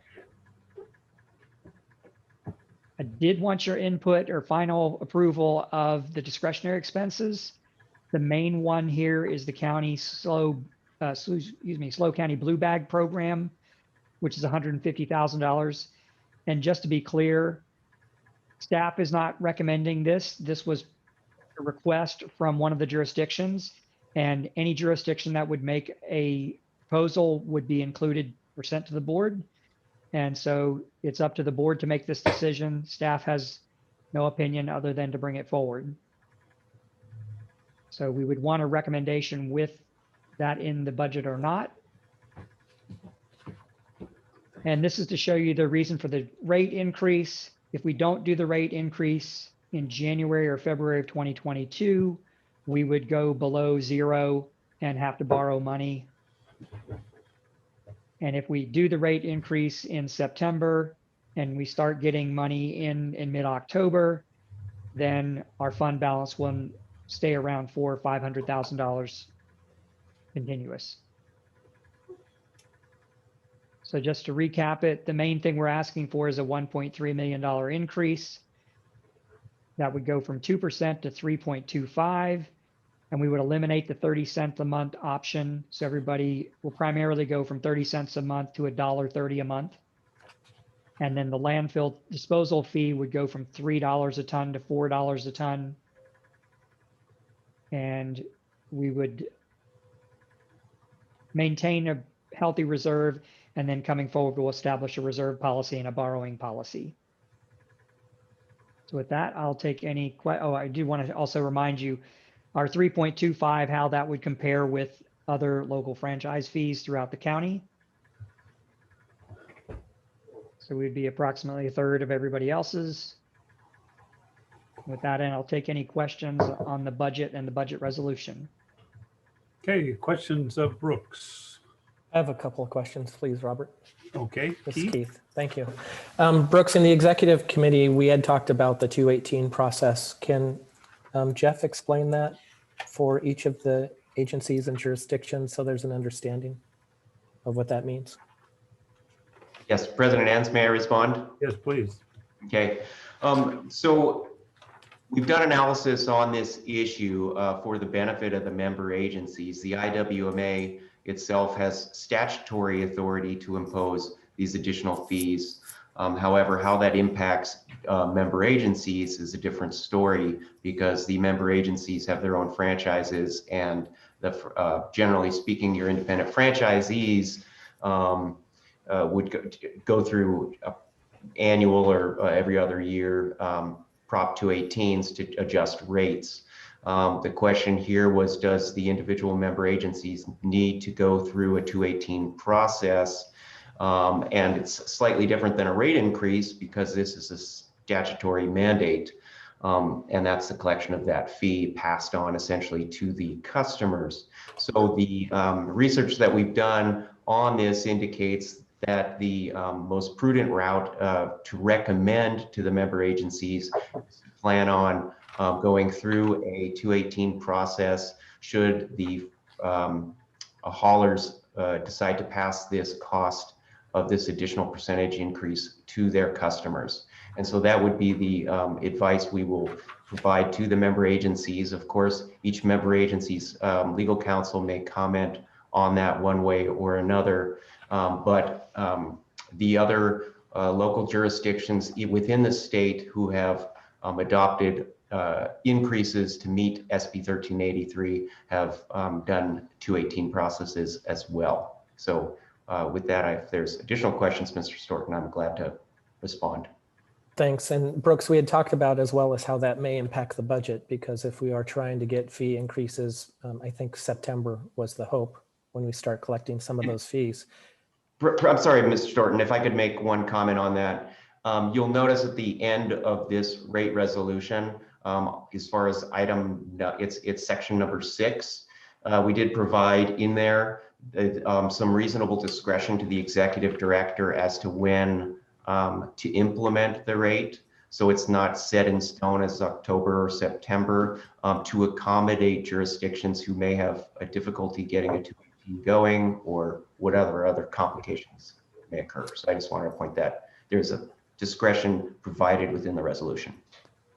I guess I was just making the point that however that money comes in, it does impact our eventual budget and when we're able to implement and pay for things. My next question is based upon our last question and discussions in item 8 and 9, we're approving or looking to approve a budget with agreements or amendments that we can't settle on. How does that impact passing this particular budget at this time? Because it is all dependent upon us working together in order to move the IWMA forward for those of us that need to continue. My understanding is if we don't pass the budget today, we would have to have a special meeting to pass some type of budget before July 1. So maybe we could carry forward last year's budget or something, but we would have to call a special meeting before July to pass a budget, because statutorily we have to pass a budget before we begin the budget year. I understand that, and maybe Mr. Minery, you can help me understand it more clearly, because what I'm trying to determine is if we can't get together to fix the JPA and the MOA to meet the 1383 standards, but we're trying to pass a budget that is accounting for 1383 standards. So I guess I'm trying to figure out in my mind processes of trying to get this done. Yes, your point is well taken that this is a budget that anticipates the approval of funding for IWMA to implement SB 1383. If your board can't come to a resolution that the member agencies would all agree on as far as an amendment to the Joint Powers Authority, then your agency will not be implementing SB 1383. That will go back to all the member jurisdictions to handle to meet what is now a short deadline. And the budget, I think, would need to be adjusted accordingly. But perhaps adopting the budget with that in mind makes the most sense where you sit today. Thank you, Jeff. Thank you. Those were all my questions. All right, thank you, Keith. Anyone else? Questions Karen on the Bright budget? here, please. Karen Bright, please. Thank you. I'm wondering how possible funding from the state might come into play. I know that I believe some of us have been clamoring to those who represent us at the state level about this unfunded mandate, which I believe this SB 1383 is. Looking to those who impose this 1383 on us without some kind of funding mechanism, aside from, of course, passing it along to our constituents. Should that kind of funding come through, how would we pass that along? Am I making any sense here? Brooks, do you want to try to respond to that? Well, if I'm understanding you correctly, Thank you. it would be a while before we would get the money. So we would have to do something to tide us over until we got that money anyway. If we did get it, then we could potentially reduce the rates down the road. But Okay. honestly, I don't see any significant money coming from the state regarding 1383. To my opinion, what they're looking at is funding jurisdictions that need the processing capacity or the collection capacity, which we essentially have. And so they're going to focus more on a place that needs an advanced composting facility or an anaerobic digester or something like that. The capital for that versus what we're looking at. Okay, I see. That's disappointing. All right, thank you. Appreciate it. Any further questions? Brooks, someone's there. Hello. Yeah, Robert, this is Charles. I'd like to make a Charles. on a couple of specific, or on a specific item, and that is the $150,000 requested for the Blue Bag program. For me, that's too much in a for a discretionary item like that. I just don't see that as, I mean, essentially that's litter pickup. And I don't see the IWMA spending $150,000 on that program at this time. And then in general, because we have the rate increases to consider and the 218 process to consider, I think we talked in the executive committee about needing to backload some expenses, certainly any capital expenses, so that we would ensure, that we don't spend money up front that we don't have until the rate increases are in play. And related to the rate increases and the questions that Keith Storton asked, it seems to me that we, from a budgetary standpoint, it would be wiser to adopt the budget in anticipation of proceeding ahead. If we, as a body, can't come to agreement on, who's implementing 1383, then we could always not utilize our budget authority and rescind a rate increase. But I think we would come to resolution before that. So I think it makes sense to approve the budget more or less as presented, although I don't support the 150 for Blue Bag. And then, you know, as we address these other issues, if they, you know, preclude us from enforcing 1383, then, you know, we'd have to consider backing off on the fees and changing the budget back. But that today we should adopt the budget in anticipation of the rate increases and proceeding forward. Okay, Charles, do you want to make that a motion to, you could simply make a motion to pass the budget at less the Sure, there might 150,000. Public comment. Yeah, we need to do public comment first, and then I would be happy to have a motion knowing we might have some discussion. Okay, then I'll open this. Does someone else want to speak first?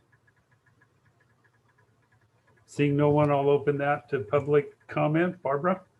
Okay, at this time, if a member of the public wishes to make comment, you may press the raise hand button found on the bottom of your screen, or if you're on the phone, you may press *9.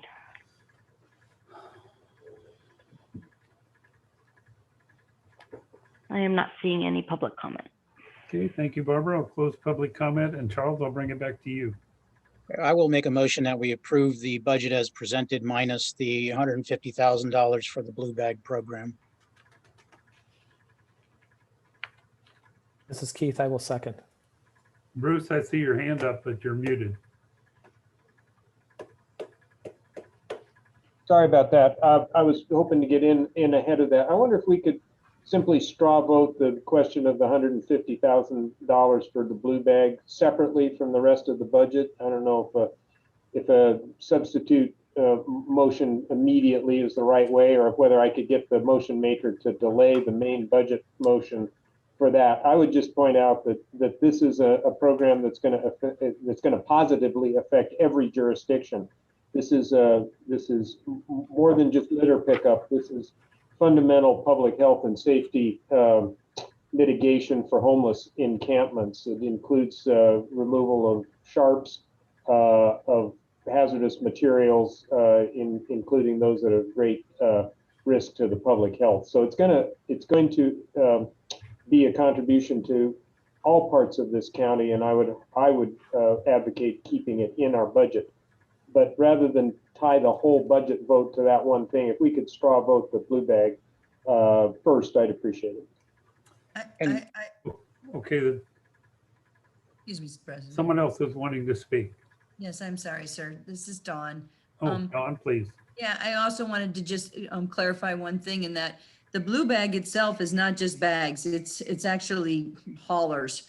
I mean, it takes quite a bit of collaboration, and that's why the price is so hefty. It's got a lot of partnership involved, including law enforcement and Caltrans and all sorts of agencies. So while it sounds just like a garbage program, it's a little bit more because of the sensitivity of the encampments and just the safety and security that has to go along with trying to do the cleanup. So I just wanted to add that comment. Okay, thank you, Dawn. Let me ask a question of Brooks. Brooks, on this Blue Bag thing, I believe there were several other agencies that contributed. Is that correct? There are other agencies that are contributing to the entire program. I don't know how many are contributing to the litter and hazardous waste and sharps portion. Okay, as I recall, the other contributors had a much smaller numbers. Am I thinking of the right program? I'm sorry. Yeah, that I think you're thinking of the coastal cleanup one. Okay. All right. Well, with that, I will go back to Charles. Would you be interested in having separate discussion on the $150,000 Blue Bag and modify your motion to so accommodate? Sure, I think it's fair to, have everybody weigh in on that particular item. I would, have a comment about it, but I think it's certainly fair to have a separate discussion about that item. So would you like to reword a motion just to pass Sure. the balance of the budget? Well, I'll move that we pass the budget absent the 150,000 for blue bag, but would have a further discussion about adding that in. Okay, Second. and well, I think Keith, were Yes, you my the second. second? Seconded. I'll Is still that- second. Is that Good. agreeable? Okay, we Yes. have a motion, second, to pass the budget, less the county blue bag funding. And if there are no further comments, I'll ask for a roll call vote. Excuse me, President Enns, I just want to make sure I understand the motion. Or is this motion to include the blue bag No. project? No, the blue Okay. bag we'll discuss separately here in the next moment. Okay, so it's approving the budget without the blue bag That's being correct. part. That Okay, is thank you correct. so much for that clarification. Mr. Bourbeau, Yes. Mr. Storton, Yes. Ms. Arnold, No, no, Ms. Bright, Yes. Ms. Compton, No. Mr. Gibson, Yes. Mr. Hammond, No. Mr. Heller, Yes. Ms. Marks, Yes. Mr. Newton, Yes. Ms. Ortiz-Legg, Yes. Mr. Pashong, No. and Mr. Enns. Yes. Motion passes 9-4. All right, thank you, Cheryl. With that, Bruce, I'll, Mr. if you'd like to say anything further on the Yeah. blue bag. Thanks, Mr. Chairman. I'll move that we add to our budget the $150,000 appropriation for the blue bag program as originally proposed. Okay, I'm looking for a second. Well, okay. I'm not going to second. I had a comment. Let's get a second and then we'll comment. Karen Bright, second. All right, thank you, Karen. With that, I'll open it for discussion with the board and go ahead, Charles. Yeah, I certainly would want to understand that we would defer this. The expenditure, if this is authorized in the budget, that we should defer the expenditure until such time that the rate increases are approved, and that the obviously the county's participation in the agency is ongoing participation is determined. And then why I'm a little skeptical of the 150,000 is, yeah, I understand there's more components to it that other agencies are contributing to. I just feel it's a little outside the IWMA lane.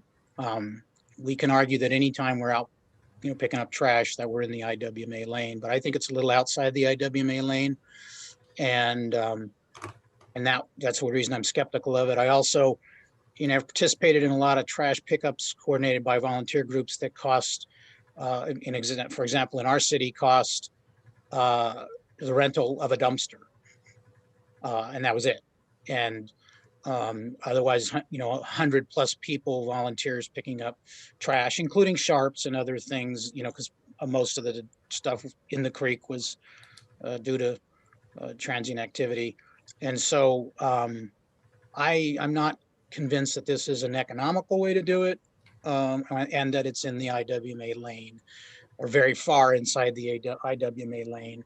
And so I'm just really skeptical of spending 150,000 of IWMA funds on it, and would certainly hope that if we approve it, we ensure that the expenditure not be made until we're past the rate increases and determining the county's participation in the agency.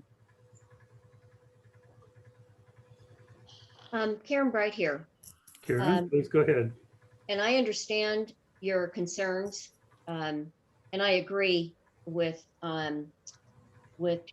your thoughts on after the increases are approved and so on.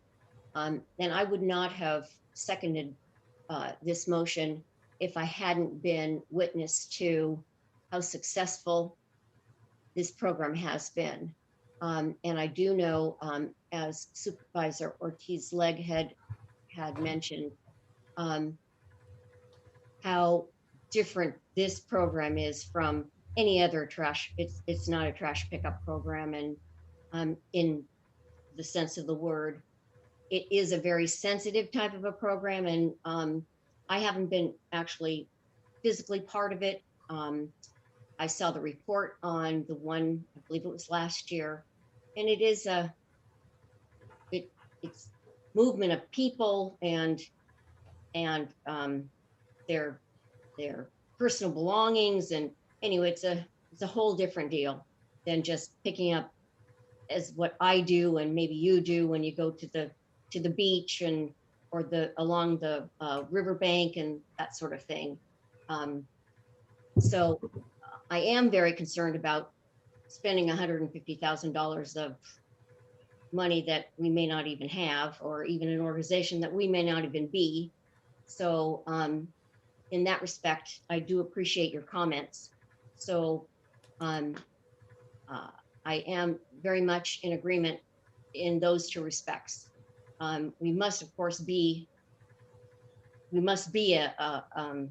bona fide IWMA, and that we must have those rate increases in place as far as I'm concerned. So I don't know how that would, I guess that would need to be part of the motion, I suppose. I would ask Mr. Gibson if he would like to modify the motion to say that we do this after acceptance of the rate increases. I can add that part to it, yes. Okay, thank you. And would that be all right for the second? Dawn? I was the second, so yes, thank you. Motion has been modified. And I'd point out that we don't have to spend it all. We can look at the programs, and at the time, you could ask the executive committee to review this and fund those programs that you think are adequate, or maybe the entire thing. Chair Ends, John Hammond. Thank you, John. Go ahead. Yeah, I'd like to make a comment on this. Again, this is, again, in my opinion, just what Charles said. We're falling outside the purview of what IWMA is supposed to be doing. And again, I've been on another tangent to this, is that I'm asking supervisors to consider with all of our agencies that we look into property taxes and how it's shared with the member agencies as far as providing services. And this is exactly one of the reasons I've heard they can't or won't do this, is that they provide so many health and human services to people like this. But yet we're asking then support from them to do this from another agency. And it's kind of a contradictory thing. Again, it's wise, it's important to help, but not through this agency that is already have other tasks to do. And it's something to me that just, we're getting outside the lane to call that back to everybody's attention. I'm sorry, Mr. Hammond, you cut out. Could you maybe repeat that? Just the very last couple of sentences, John, please. Okay. Yeah, again, thank you, Karen. Again, it's just the fact that the county has responsibilities for these things, and they have money coming from our cities to do these kind of things with regard to property taxes. And that is what I'm bringing up on another note with our Board of Supervisors, to get this back up on the table, to renegotiate, so to speak, our property taxes that each city gets from what our residents pay into the county. And then as a side note, we're trying to do an annexation. And when we do annexations, the county takes the lion's share of that new property tax forever, even though we as a city have to provide services to those new people. Again, it's just not fair. And again, it's something that every one of our agencies need to bring up and fight and talk about and get it renegotiated. But it comes back to the same kind of thing here, where they're asking for support for a worthy cause. But again, it's not our agency's responsibility to do that particular thing. So that's why I would vote no on this for any time. I think it's just wrong that IWMA need to participate like this. Okay, thank you, John. Any other comments? Okay, we have a motion and a second to approve the 150,000, but only after the rate increases have been done. Yes, thank you, President Enns. Did you want to take public comment? Sorry. I will open this item to public comment. Okay, at this time, if a member of the public wishes to make comment, you may press the raise hand button found at the bottom of your screen. Or if you're on the phone, you may press *9. And I do have one public comment. Okay, Janine, you should be able to unmute. Yes, I like to make a comment on the blue bag. It's unfortunate that we have to have this blue bag pickup service, but if we don't pick it up, we're entering fire season, and fire season in California is year round. This stuff, trash is fire material, and as a pollutant, it'll enter in the ravines, flow to the rivers, the creeks, eventually into our groundwater and pollute soil. Unfortunately, we have to do it. Now, if John Hammond has information that this is indeed money that the county has, somebody should know that. Thank you. Okay, thank you, Janine. Anyone else, Barbara? I have no other public comment. Okay, any further comments from the board? I'll close public comment. Any further comments from the board? Robert, yes, this is Charles? Charles. I had one other comment to make on this, and that is, right now we live in a time where there's a lot of money floating around. All of our cities and the county are receiving substantial amounts of money from the federal government related to COVID stimulus funds, et cetera. The state is also spending literally in the next year, a couple years, billions of dollars on homeless related activities. I don't know the specifics, but it would be my assumption that there would be some money in those pots that would be appropriate to expend on this particular type of item.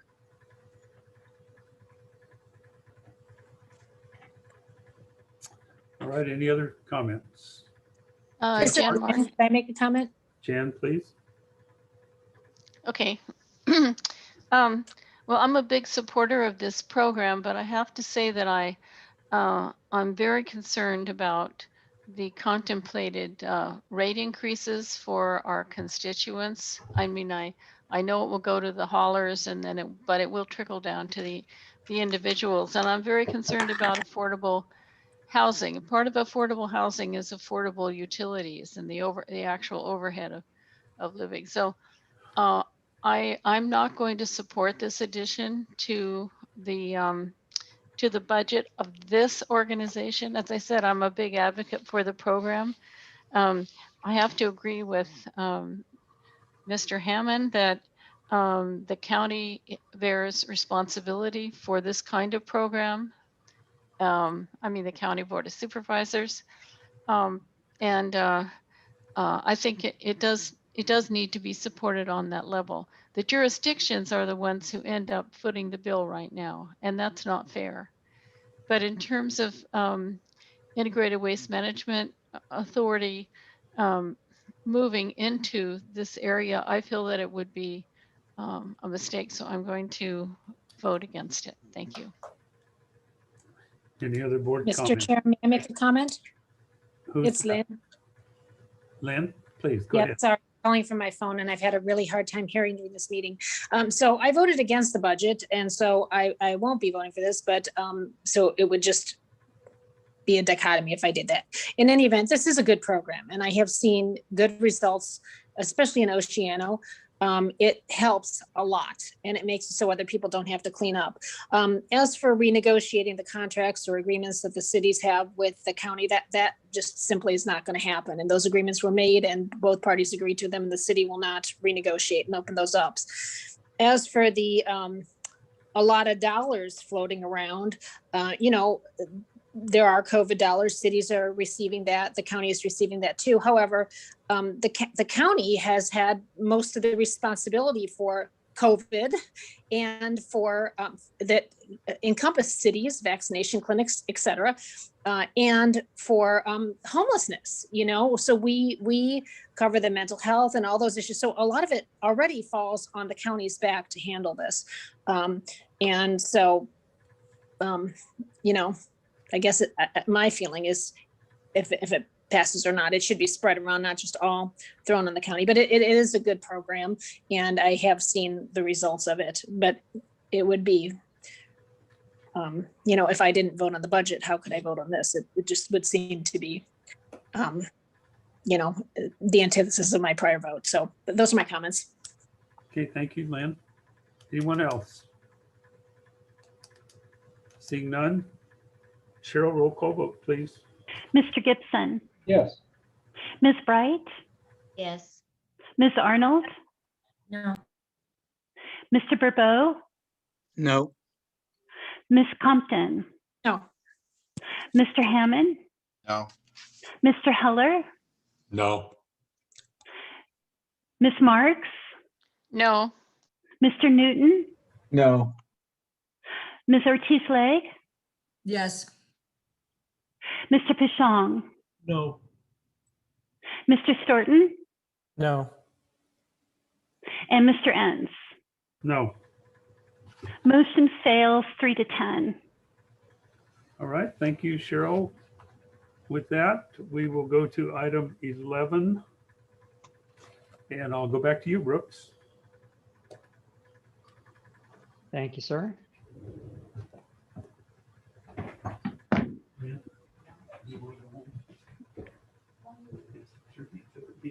Okay, items 11 and 12 are resolutions for the rate increase, the 2% to 3.25, and the landfill tipping fee. 11 is the one you would actually be approving.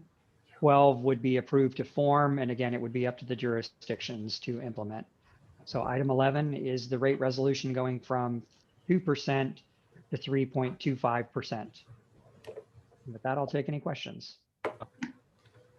All right, questions of Brooks. First, I'd like to comment that, you know, all of our previous predictions here, Brooks, you had, I think, 4%.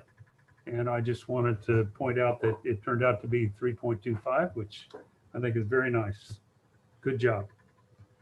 So board member comments?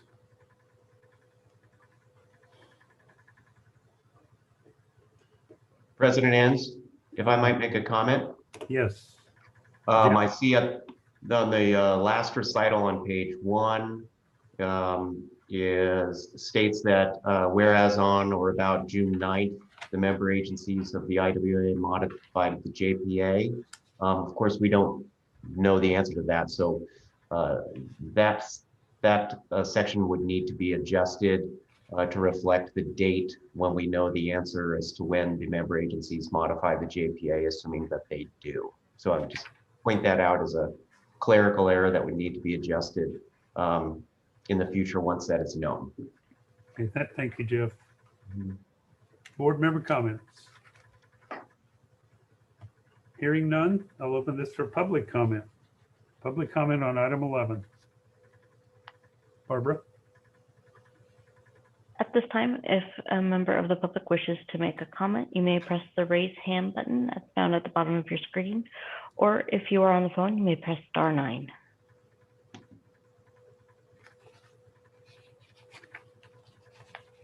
I'm not seeing any public comment. Okay, I'll close public comment on item number 11 then, bring it back to the board for a motion. Mr. Chairman, I'll move staff's recommendation. Thank you, Mr. Gibson. This is Keith. I will second. Thank you, Keith. We have a motion and a second. Any further board discussion? Hearing none, Cheryl, roll call vote, please. Mr. Gibson, Yes. Mr. Storton, Yes. Ms. Arnold, No. Mr. Burbeau, Yes. Ms. Bright, Yes. Ms. Compton, No. Mr. Hammond, No. Mr. Heller, Yes. Ms. Marks, Yes. Mr. Newton, Yes. Ms. Ortiz-Leg, Yes. Mr. Pishong, No. and Mr. Enns. Yes. Motion passes 9-4. Okay, with that, we'll go to item number 12, the MOA that supports this last motion, and I'll turn that over to you, Brooks.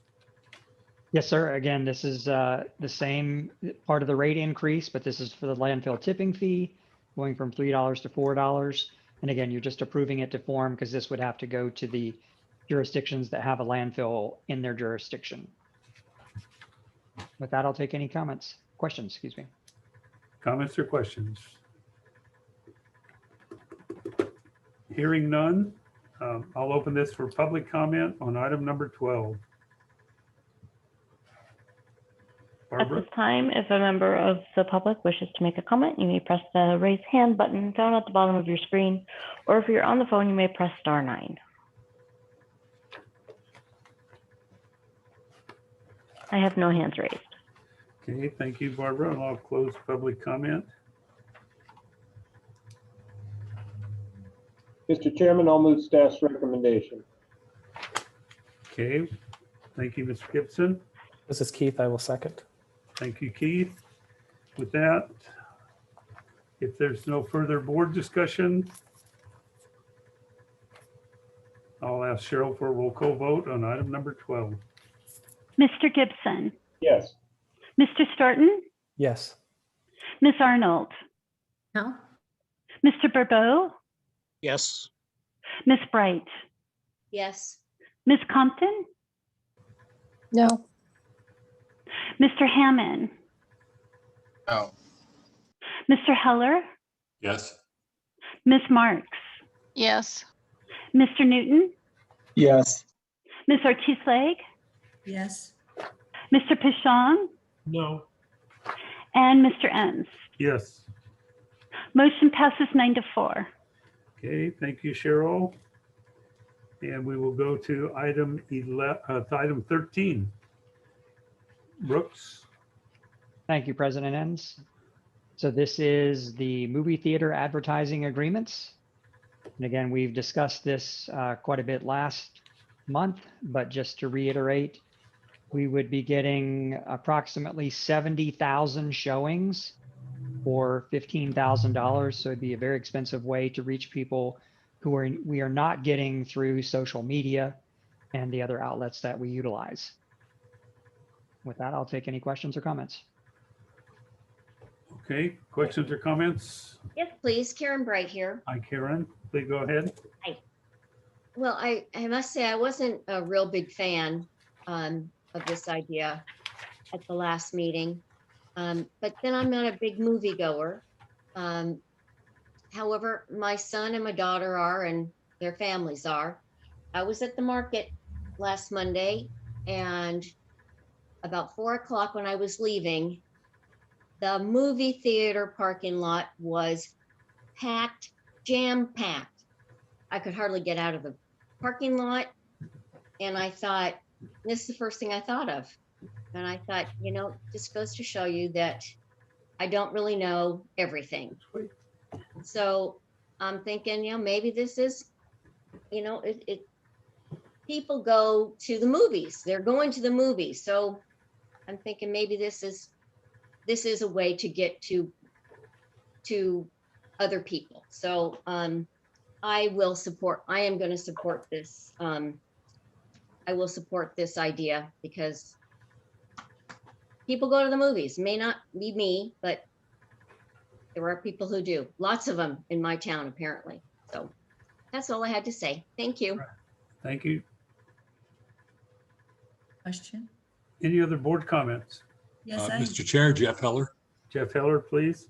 Yeah, so as I mentioned earlier in the meeting, I think that really the key issue that we seem to come around and talk about in mains is getting the stickers on the trash cans. And I think alerting people to SB 1383, whether movie theater or some other means is nice, but I'd rather see this money spent getting stickers on the cans and getting stickers out to people.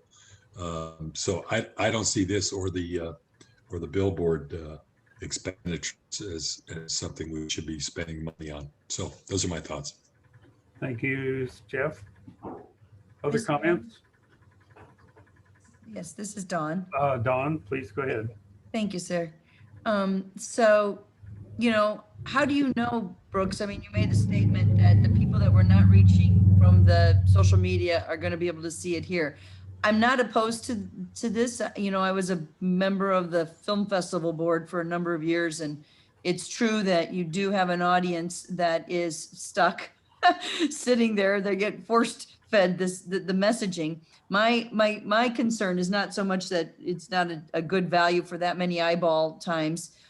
My concern is that I still don't see the marketing strategy, or, you know, and the same thing with the billboard. After we had that big long disagreement last time, I started thinking about it. You know, if it's such that the market says that, you know, people see these things and then it starts to sink into their mind. I don't see anything other than just, you know, somewhat of a reasoning approach as opposed to a real strategy here. And for the money that we're spending on the overall consulting and everything else, I think that, even as Mr. Heller said, that there's ways that we could be maybe spending less money when we already have a community that already has green buckets. So I'm still unsure about this, but I'm just curious as to how you came up with this. Okay. The idea of reaching out through this mechanism? Through the theater mechanism, yes.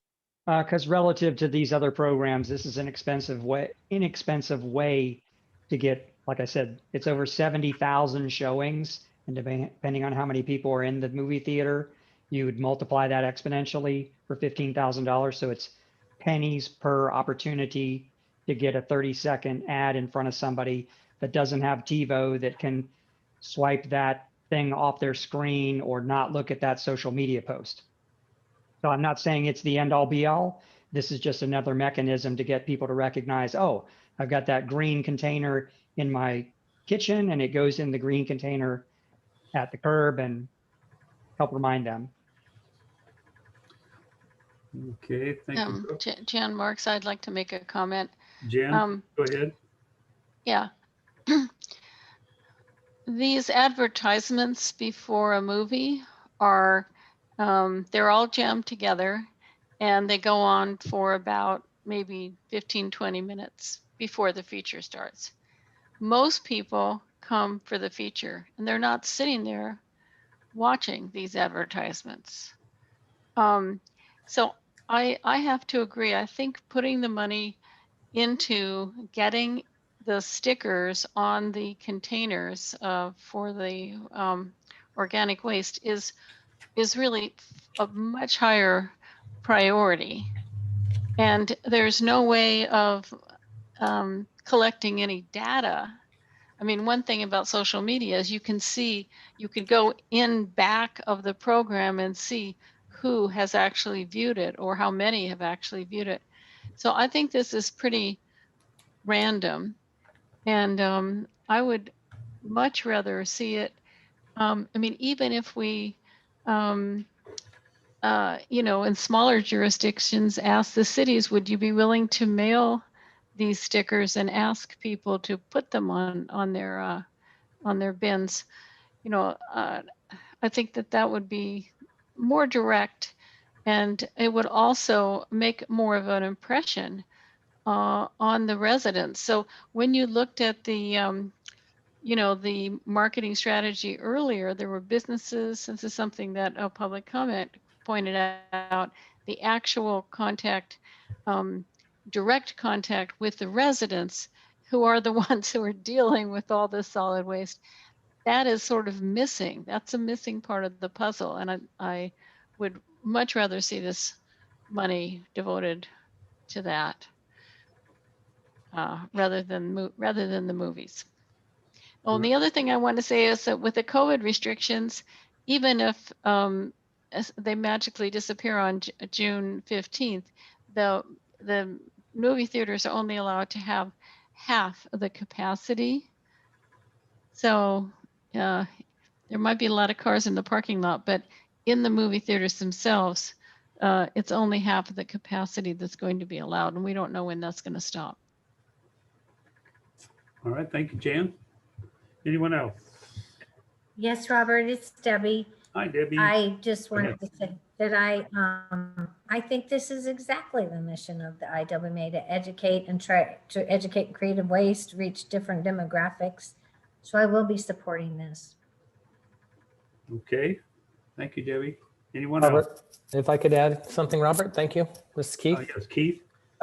I too do agree that this is just another avenue to reach another type of person in a different format. We see commercials on television all the time in our homes, and there's a reason why it's marketed that way, because it works and people watch it. And I think it's just another avenue in a way where with multiple messages out there, this is just one way that can reinforce other messages that we're sending. So I will support this. Thank you. Okay, Yeah, anyone else? Robert, Charles here. Hey, Charles, go ahead. yeah, I mean, I voted for this in executive committee, to bring it forward. I agree with what Keith said. But I also have to agree that, getting stickers on cans is a more important priority than this. So my question to Brooks is, what kind of, do we have money? We talked earlier about how some of the options for getting stickers onto cans, but do we have any money set aside for that piece of the puzzle, whether it be for paying somebody or paying the haulers or what have you? I think we have the money to be able to send them to people. We would not have budgeted money enough to actually sticker the containers and pay for that. Okay, so, all right, okay, thank you. That's what I wanted to know. Thanks. All right, anyone else? It's Lynn, man. Lynn? Yes. So I'm not a moviegoer. I don't think I've seen a movie in 7 or 8 years. But I do think it's another avenue to reach people. I just wish, I think it was Karen that made the comment that there's no way to measure this. And I just wish there was a way to measure the effectiveness, because I do know that they run all those, promotional things in the beginning and they sort of get lost. But I do think it's another avenue. All right, thank you, Lynn. Any other comments? Well, personally, I'm sort of excited to see a new outreach, and I'm interested to see what kind of feedback we get from this, so I'll support it. With that, I'm going to open this for public comment. Barbara. At this time, if a member of the public wishes to make a comment, you may press the raise hand button found at the bottom of your screen, or if you're on the phone, you may press *9. And I do have one public comment. Okay, Janine, you should be able to unmute yourself. Thank you, board. I'm eager to give my 2 cents on this again. Absolutely, the IWMA has a mission to educate the public. The stickers would be in everybody's view when they go out and put their green waste in their barrel. I like the idea, when we all pay a credit card or agree to some statement, you check the box at the end, have you read this agreement? In order to get their sticker on their bin, have some kind of, have you read this sticker and do you know what it means? The other thing is that there are probably over a dozen different nonprofit organizations in town, all looking for speakers. The Rotary Club, the Kiwanis. And then I was thinking, who could we get? How about Girl Scouts and Boy Scouts, those kids that are earning their Eagle badges? Get groups like that are solid volunteers and have them in for a training, and they get handed a handful. Everybody's got a neighborhood association, almost everybody. Get the neighborhood association, say, hey, we're gonna have the Girl Scouts in your community on such and such a date, have your bins out. They go around and get the cans ready and pop a sticker on there. Again, my senior citizen friends and contacts are probably not going to the movies at all because of the COVID. They're protecting themselves. So it's the senior citizens that don't have kids in school, that are not getting this education. They're not on probably social media, but they are watching the evening news. How about getting KSB Rye to run a segment for 3 months or a month? KCOY, Fox News, any of our talk show hosts, Dave Congleton. There are so many ways to get this out that aren't targeting a very limited audience of 3 movie theaters. And again, Karen Bright, you said Arroyo Grande. Arroyo Grande isn't yet even an approved theater. So that doesn't kind of commute for me. We've only got 3 theaters on this agreement for $14,000. Thank you. Thank you, Janine. Anyone else, Barbara? I have no other raised hands. Okay, with that, I'll bring it back to the board. So a motion would be in order for item 13. This is Keith. I'll move staff's recommendation.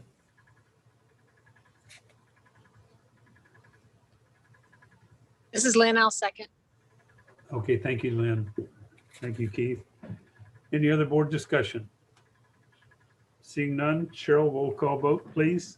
Mr. Storton, Yes. Ms. Compton, Yes. Ms. Arnold, Yes. Mr. Burbeau, Yes. Ms. Bright.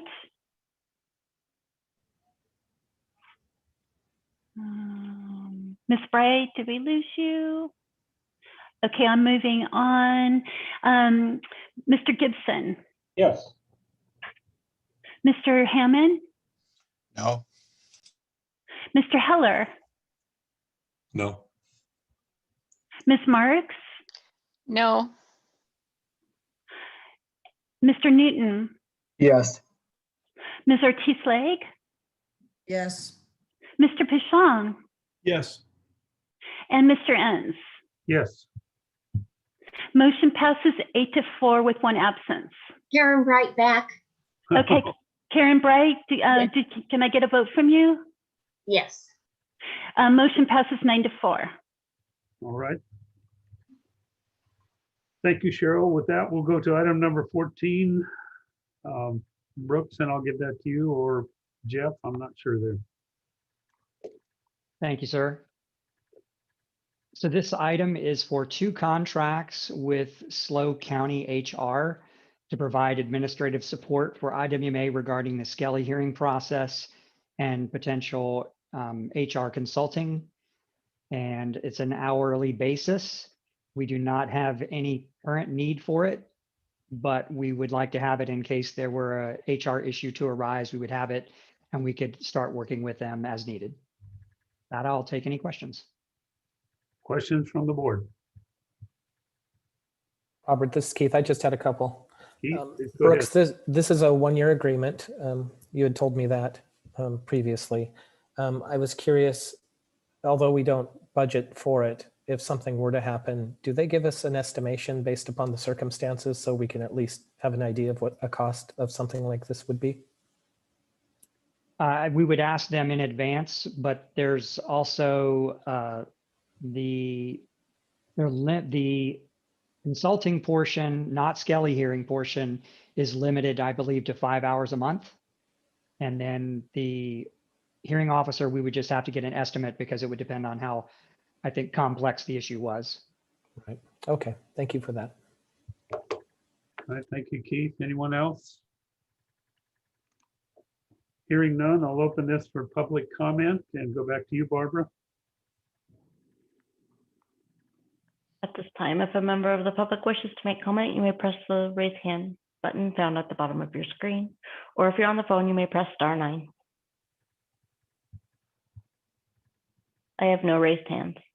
Okay, thank you. I'll close public comment. Bring this back to the board for a motion, please.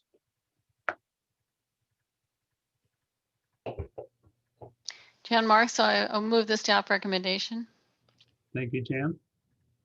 Second, it's Bruce. Thank you, Bruce. Motion by Jan Marks, second by Bruce Gibson. Any other comments from the board? Hearing none. Cheryl, roll call vote, please. Ms. Marks, Yes. Mr. Gibson, Yes. Ms. Arnold, Yes. Mr. Burbeau, Yes. Ms. Bright, Yes. Ms. Compton, Yes. Mr. Hammond, Aye. Mr. Heller, Yes. Mr. Newton, Yes. Ms. Ortiz-Flake, Yes. Mr. Pishong, Yes. Mr. Storton, Yes. and Mr. Enns. Yes. Motion passes unanimously. All right, thank you with that. With that, we'll go to item number 15, Executive Committee elections. And I think Charles would be up for becoming our new president. According to our paths, I would move to be the third party on the board, and we'll look for a new vice president. Keith Storton, you had a comment to make? No, I just was going to say my obligation was to fill in for Aaron's departure, and I did that. I did not have an intention to stay on the executive committee, but I would support discussions about having a longer term officer stay in. My term left on this council will only be for 1.5 years, so I think trying to create some stability with somebody that will be here for a longer term would be helpful for the organization. Okay, Keith had warned us about that, so we'll be looking for someone to serve as vice president. And do we have a recommendation? I would make a recommendation for Jan Marks to take the position if she's interested. Oh, thank you. Well, I do have a longer period of time ahead of me, about 3.5 years on the city council. However, I've only been, this is my, third meeting of the IWMA. I think someone with more experience would be better suited. And I wonder if one of our supervisors would be interested, if perhaps Supervisor Gibson. Thank you, Ms. Marks. I've already served as chair of this and would be happy to rotate to any of my other colleagues who have not had the pleasure, and would certainly support any of them or any other city member who had interest. Okay, thank you, Bruce. Thank you, Bruce. Jeff Heller, would you be interested?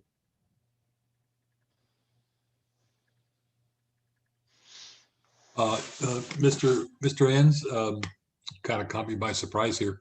Yes, I would be interested, but like Mr. Storton, I have about 18 months left in my term, and I'm not sure that that's what you really need at this point. So I'm willing to put in the time. It's not that. I just would, the last time I was on the Integrated Waste Management Authority was in 2002. Okay, so I just feel like I'm not really up to speed. But if people would be willing to help educate me, I'd be willing to do it. You're a fast learner, Jan. I do my best. Thank With you. your extensive resume of public service, I know you will catch on enormously quickly. Well, I'm going to second that nomination. Okay, it looks like you have some support there, Jan. So we have Thank you. a motion and a second for Jan Marks to join as the vice chair. But we would also need the motion to include moving Charles to, I think it's president of the board, and to move the current president of the board to the third position. So maybe one motion would work for everyone. And Karen, did you make the first motion? I seconded, but I'd be happy to include those in my second if the motion maker would. I made the recommendation, but I sorry. can easily turn that into a motion and If you would. to include the information you just provided, Robert. All right. Karen, if that works for you? Absolutely. Okay, we have the motion clarified. And the second, any other board discussion? Seeing none, Cheryl, roll call vote, please. Did you take public comment? Oh, I'm sorry, public comment. Gosh, I think we must be anxious to go home. At this time, if a member of the public would like to make a comment, you may press the raise hand button found at the bottom of your screen, or if you're on the phone, you may press *9. I have no public comment. Okay, thank you, Barbara. With that, I'll bring it back to the board. If there's no further discussion, I'll ask for a roll call vote. Cheryl? Mr. Starton, Yes. Ms. Bright, Yes. Ms. Arnold, Yes. Mr. Burbo, Yes. Ms. Compton, Yes. Mr. Gibson, Yes. Mr. Hammond, Aye. Mr. Heller, Yes. Ms. Marks, Yes. Mr. Newton, Yes. Ms. Ortiz-Leg, Yes. Mr. Pishon, Yes. Mr. Enns. Yes. Motion passes unanimously. All right, with that, we'll go to item 14. And Brooks, did you want to say something before or after board comments? I'll take it at your pleasure. Okay, I think we'd like to have you go ahead. All right, thank you, sir. Board members, I'd like to announce that this will be my last board meeting. I've submitted my resignation to the executive committee, and my last day will be July 2nd. And I appreciate all your leadership and working with you all, and I wish you all the best. Brooks, I just want to say thank you for your service here. Thank you. Yeah, same with me, Brooks. Again, you took us on and you had a lot to do. You got us back on track, and appreciate all the service you did. It was not an easy job. Thank you. Thank you, Brooks, for all your work. Yep, thank you, Brooks. Oh, I- I have a question. So is there a second in command at your agency? Who will be actually filling in? I'm sorry that you're going. So, but where does that leave us? Patty Taves is the assistant Deputy. director. Is that correct, Brooks? Yes, sir. And so she'll have to fill in until we decide what to do. We'll have to bring this back to the board and decide if we want to go out to look for a new director. And it may require a special meeting to get us on that page. And I'll discuss that with Charles and with Jan, and we'll see how we can move forward. But I want to thank Brooks. He came in to rather uncomfortable circumstances here at the IWMA. We had some difficulty in the past. I thought we got that straightened out. Brooks stepped in, did an amazing job of organizing the district, getting the strategic plan done, dealing with the implementation of 1383. And I think we scared him off with what I call the snake bite on polystyrene. And I'm really honestly disappointed to see him go. On the other hand, I'm excited. He has a new opportunity. I didn't know if you wanted to talk about that, Brooks, but and it's closer to home for him. And I certainly can't fault him for wanting to get out from under what we've presented him with. So with that, I'll accept any other board comments. Best of luck, Brooks. Mr. Chairman, Bruce Gibson. Bruce Gibson. Brooks, I'd like to salute your professionalism, your knowledge, your efforts to work in a very difficult situation, and especially in a situation where you had members of this board actively trying to undermine the mission of this organization, as you've seen in various items that have come before us today. So you, sir, are a class act. It has been my pleasure to work with you, and I wish you the very best, and am indeed very sorry to see you go. Thank you. Thank you, Bruce. Yes, can you tell us, Brooks, what your new opportunity will be? Yeah, it's going to be back east and closer to family. It's It's a department head position with the city and county of Augusta, Georgia. Wow. Okay. So it's a similar That's a big position. decision. Mhm. That's a huge decision. Well, Brooks, Karen Bright Wish I here. I'm so sorry to see you go. I appreciate all that you have done. And you didn't have to go all the way to Georgia, though, to get away from us, but I understand. It's family related too. Could have gone back to Modesto. That's what they all say, apparently.